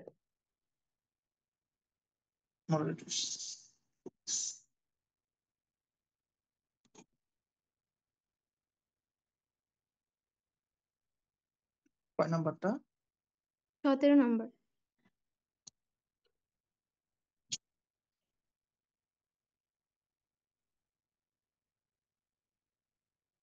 প্রাপ্য হিসাব, প্রদেয় হিসাব, এটা চলতি দায় বের হ্যাঁ করো। চলতি দায় গুলো যোগ করবা, প্রদেয় হিসাব একটা চলতি দায়। হয় না তো। একটা ভুল, কোন একটা জিনিস বুঝতে ভুল করছো হয়তো, বা প্রদেয় নোট, এটা এটাও যাবে। চলতি দায়। অনুপার্জিত রাজস্ব, এটাও আসবে। এই তিনটাই। আর তুমি বন্ধকি ঋণ। বন্ধকি ঋণ তো বন্ধক রেখে ঋণ নেওয়া মানে তো দীর্ঘমেয়াদী ঋণ বোঝায়। হুম 20,000 23,000, কিন্তু এখান তো অ্যান্সার দেয়া নাই। কত হয়? অ্যান্সার আমি কতদিন দিয়েছিলাম ভুল হয়েছে, তারপর এটা মার্জিন ভুল দিয়ে হয়েছে রাখছি। তো তোমার, ওই যে তুমি ওই যে বন্ধকি ঋণ ধরছো এই জন্য ভুল হয়েছে। স্যার এখন প্রদত্ত তো ঠিক আছে। সুদ। না, এটাও হবে না, প্রদত্ত সুদ কেন হবে? প্রদত্ত সুদ মানে সুদ প্রদান করা হয়েছে, এটা তো আর বকেয়া সুদ বোঝায় নাই। আচ্ছা ঠিক আছে স্যার। স্যার মানে আমি কন্ট্রিবিউশন মার্জিন ওই চ্যাপ্টারটা একটু কম বুঝি, ওইটা নিয়ে ক্লাস হবে? হ্যাঁ, ওটা নিয়ে আগামী ক্লাসে হয়তো আলোচনা করা হবে। তো এটা কি ইম্পর্টেন্ট অনেক? না, অনেক ইম্পর্টেন্ট তো আর না, কম ইম্পর্টেন্ট, বাট যদি কেউ বাদ দিয়ে মানে অ্যাকাউন্টিং এ 12তে 12টা পারতে চায় তার বাদ দেওয়া উচিত না। যদি কেউ মনে করে একটা না হয় কম পারলাম, তাহলে বাদ দেওয়া যেতে পারে, সমস্যা নাই। আচ্ছা ভাগ্য স্যার ভালো ঠিক হইলে আছে ওটা এই থেকে না পর্যন্ত। আসলে 12টা, ওটা না পড়লেও 12টা পারা যেতে পারে। ওই চাপটা যারা বাদ দিছে বা বাদ দিবে, তারাও চাইলে 12তে, তারাও তো 12তে 12 পেতে পারে, যদি ওইরকম তোমার হচ্ছে ওই চ্যাপ্টার থেকে কোশ্চেন না আসে। প্রতিবার তো আর আসে না, মাঝে মাঝে আসে। স্যার শুনছি বাতিলকৃত পরীক্ষা আবার পুনরায় নিলে বলে অনেক কঠিন দেয়। এটা তো ওরকম সূত্র বানানো যাবে না, পরীক্ষা হয়েছে এরকম একবার মাত্র। তো একবারের ওই কাহিনী দেখে তো আর কেউ বলতে পারে না যে আসলে একবার হয়েছে। ওইবার কি একটু কঠিন হয়েছিল কিনা পুরো মনে নাই, একটু কঠিন হয়েছিল বোধ হয়। হ্যাঁ স্যার কোয়েশ্চেন ব্যাংক দেখছি অনেক কঠিন হয়েছে। হ্যাঁ, হয় মানে কি একবারই তো কোয়েশ্চেন হয়েছে। কোয়েশ্চেন ব্যাংকে দেখছিলাম 11 সালের পরীক্ষা অনেক কঠিন। কোশ্চেন ব্যাংকে বাদ, আচ্ছা ওই যে বাতিল হওয়ার পরে যে পরীক্ষাটা হয়েছে এখানে, হ্যাঁ কিছু হ্যাঁ কোশ্চেন কঠিন হইতে পারে, সব মনে নাই পুরোপুরি। 11 সালের পরীক্ষা, পরের পরীক্ষার কোশ্চেন গুলো কোন বিষয় কেমন ছিল মনে নাই আর কি। অ্যাকাউন্টিংটা একটু কঠিন ছিল বোধহয়, অন্য বিষয়টা মনে নাই। স্যার এই পর্যন্তই ছিল। আসসালামু হ্যাঁ, আলাইকুম। আচ্ছা আচ্ছা, আল্লাহ হাফেজ। আল্লাহ হাফেজ। প্রথমা।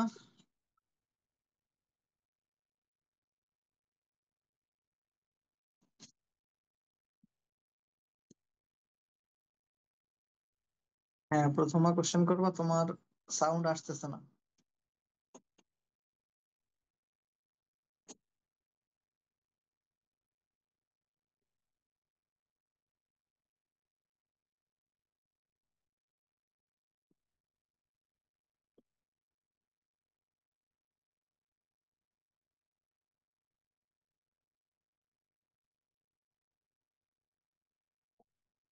আচ্ছা, প্রথমার সাউন্ড পাচ্ছি না তো, তাহলে প্রতিভা কোশ্চেন করতে পারো। আসসালামু আলাইকুম স্যার। হ্যাঁ, ওয়ালাইকুম সালাম। স্যার র্যাবস বইয়ের 107 পেজ থেকে কোশ্চেন ছিল।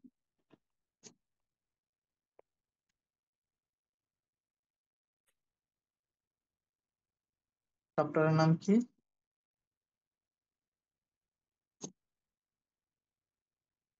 জাবেদা নগদান বই খুচরা নগদ। কত পৃষ্ঠা বলছো?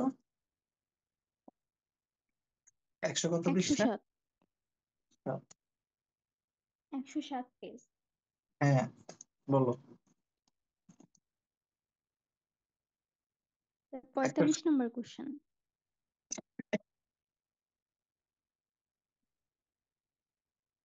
হ্যাঁ, 45-এ কি সমস্যা বলো? নগদান বইয়ের জের বের করা হয়। নগদান বইতে যে নগদের জেরটা বের করা হয়, এটা মানে সনাতন পদ্ধতি বোঝানো হয়েছে, তো আধুনিক তো আর না। নগদান বই যেহেতু বলছে নগদ প্রবাহ, সরি, নগদ প্রাপ্তি জাবেদা বা নগদ প্রদান জাবেদা তো আর বলে নাই। যদি নগদ প্রাপ্তি জাবেদা নগদ প্রদান জাবেদা ভিন্ন ভিন্ন হতো এবং মাস শেষে যোগফল বের করা হতো, সেটা হয়তো আধুনিক।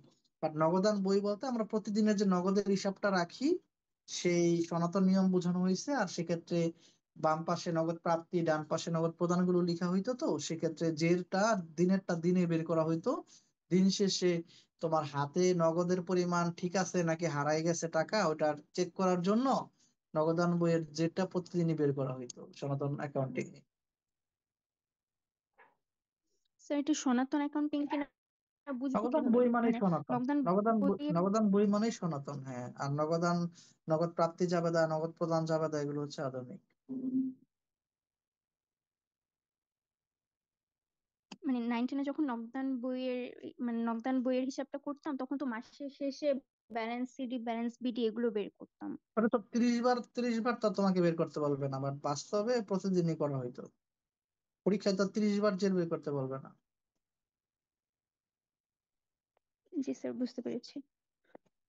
স্যার 231 নাম্বার পেজ থেকে কোশ্চেন ছিল।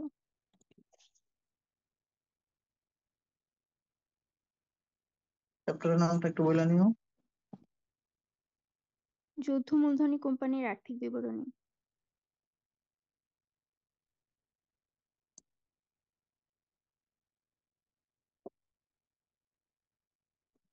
পৃষ্ঠা কত? 231। 231।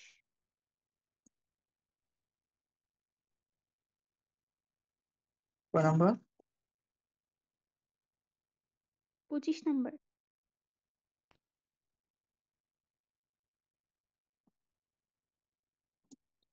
এই যে অদাবিকৃত লভ্যাংশ, এটা?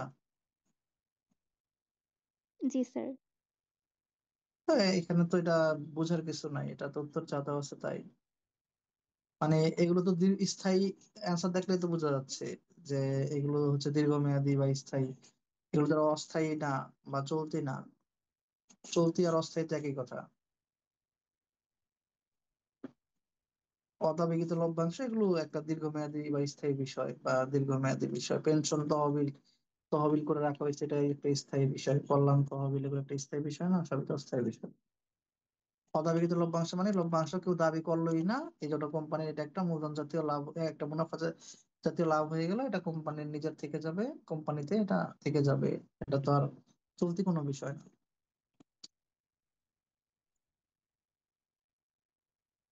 জি স্যার, এই দুটোই। Sir thank you sir. আচ্ছা, ঠিক আছে তাহলে। আসসালামু এবার কি আলাইকুম। প্রথমার সাউন্ড আসে স্যার কিনা এবার?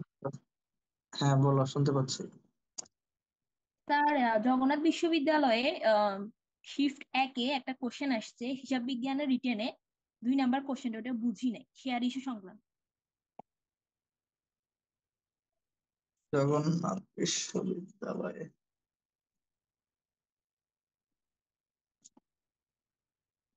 কোনটাতে? এটা শরৎ নাকি হেমন্ত?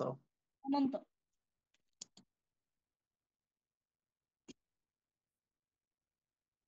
হেমন্ত রিটেন।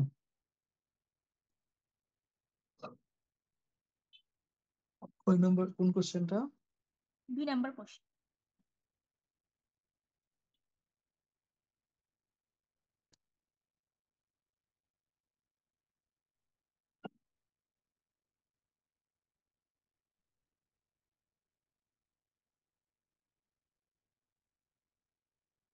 4000টি শেয়ার বরাদ্দ পেয়েছেন, প্রতিটি শেয়ারের মূল্য 10 টাকা। তিনি 3 টাকা আবেদন মূল্য প্রদান করেছেন কিন্তু বাকি অর্থ পরিশোধ করতে ব্যর্থ হন।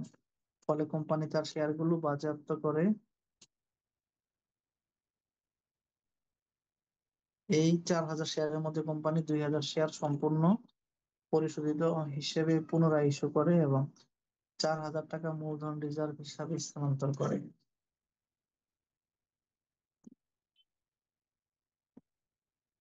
এবং এটা একটা ভেজাল্লা কোশ্চেন ছিল, এটার অ্যান্সারটা ওই দিন পরীক্ষার দিনে দেখছিলাম, একটা ঝামেলা ছিল। এখানে হচ্ছে তোমার ওই বাজেয়াপ্ত শেয়ার জিনিসটাই তো সনাতন, বর্তমানে নাই। তার মধ্যে আবার ওরা এটা কোত্থেকে মন করে একটা কোশ্চেন বানাইছে, এটা অ্যান্সার বের করে অনেক মানে ডিফিকাল্ট হবে। দুই ভাবে চিন্তা করে দুই রকম অ্যান্সার করা যাবে, তো একটু ঝামেলা স্যার। এটা ঢাকা বিশ্ববিদ্যালয়ে আসার মতো না, তো চাইলে বাদ দিতে পারো। এখানে হচ্ছে বাজেয়াপ্ত বিষয়টাই হচ্ছে সনাতন একটা ধারণা, এবং এটা কোনো বইতে না থাকার কারণে এই কোশ্চেনটা যে বানাইছে সে হচ্ছে গাঞ্জা টাঞ্জা খাইয়া প্রশ্ন বানাইছে, তো এখানে অনেক অসঙ্গতি আছে কোশ্চেনটাতে। কারণ এটা তো হচ্ছে মানে সে তার মতো করে একটা প্রশ্ন বানাইছে, এরকম কোনো তথ্য কোনো বইতে নাই, বুঝতে পারছো? কোনো বুঝতে বইতে পারছি। থাকলে ওটা আর একটু মানসম্মত হইতো প্রশ্নটা। এমনিতে বাজার তো শেয়ার বিষয়টা একটা হচ্ছে খুবই ব্যাকডেটেড একটা বিষয়, তার সাথে এখানে কোশ্চেনটাতে তথ্যগুলো অনেক উল্টাপাল্টা দিছে, যা হওয়ার কথা না আর কি, ওরকম কিছু দিছে। জি স্যার, এর এই জন্য জন্য আমি এটাকে, বুঝতে পারি না প্রশ্নটা একদম হ্যাঁ কি এটা গোজামিল বুঝাতে দিয়ে, চাই। হ্যাঁ গোজামিল দিয়ে আনসার করে দেওয়া যাবে, কিন্তু আসলে গোজামিল দিয়ে আনসারটা তোমার তোমার পরবর্তী কোনো পরীক্ষায় কাজে লাগবে না। পরবর্তীতে আবার জগন্নাথ পরীক্ষা যখন হবে তখন আবার এটা কাজে লাগবে, কারণ জগন্নাথে আবার সেম কোশ্চেনটা আবার কপি করে দিতে পারে আগামী বছরের জন্য। জগন্নাথের পরীক্ষা ছাড়া অন্য কোনো জায়গায় এটা কাজে লাগবে না। বুঝতে পারছি স্যার। আচ্ছা, শেষ তোমার? জি স্যার, আর কোনো সমস্যা? আচ্ছা ঠিক আছে তাহলে।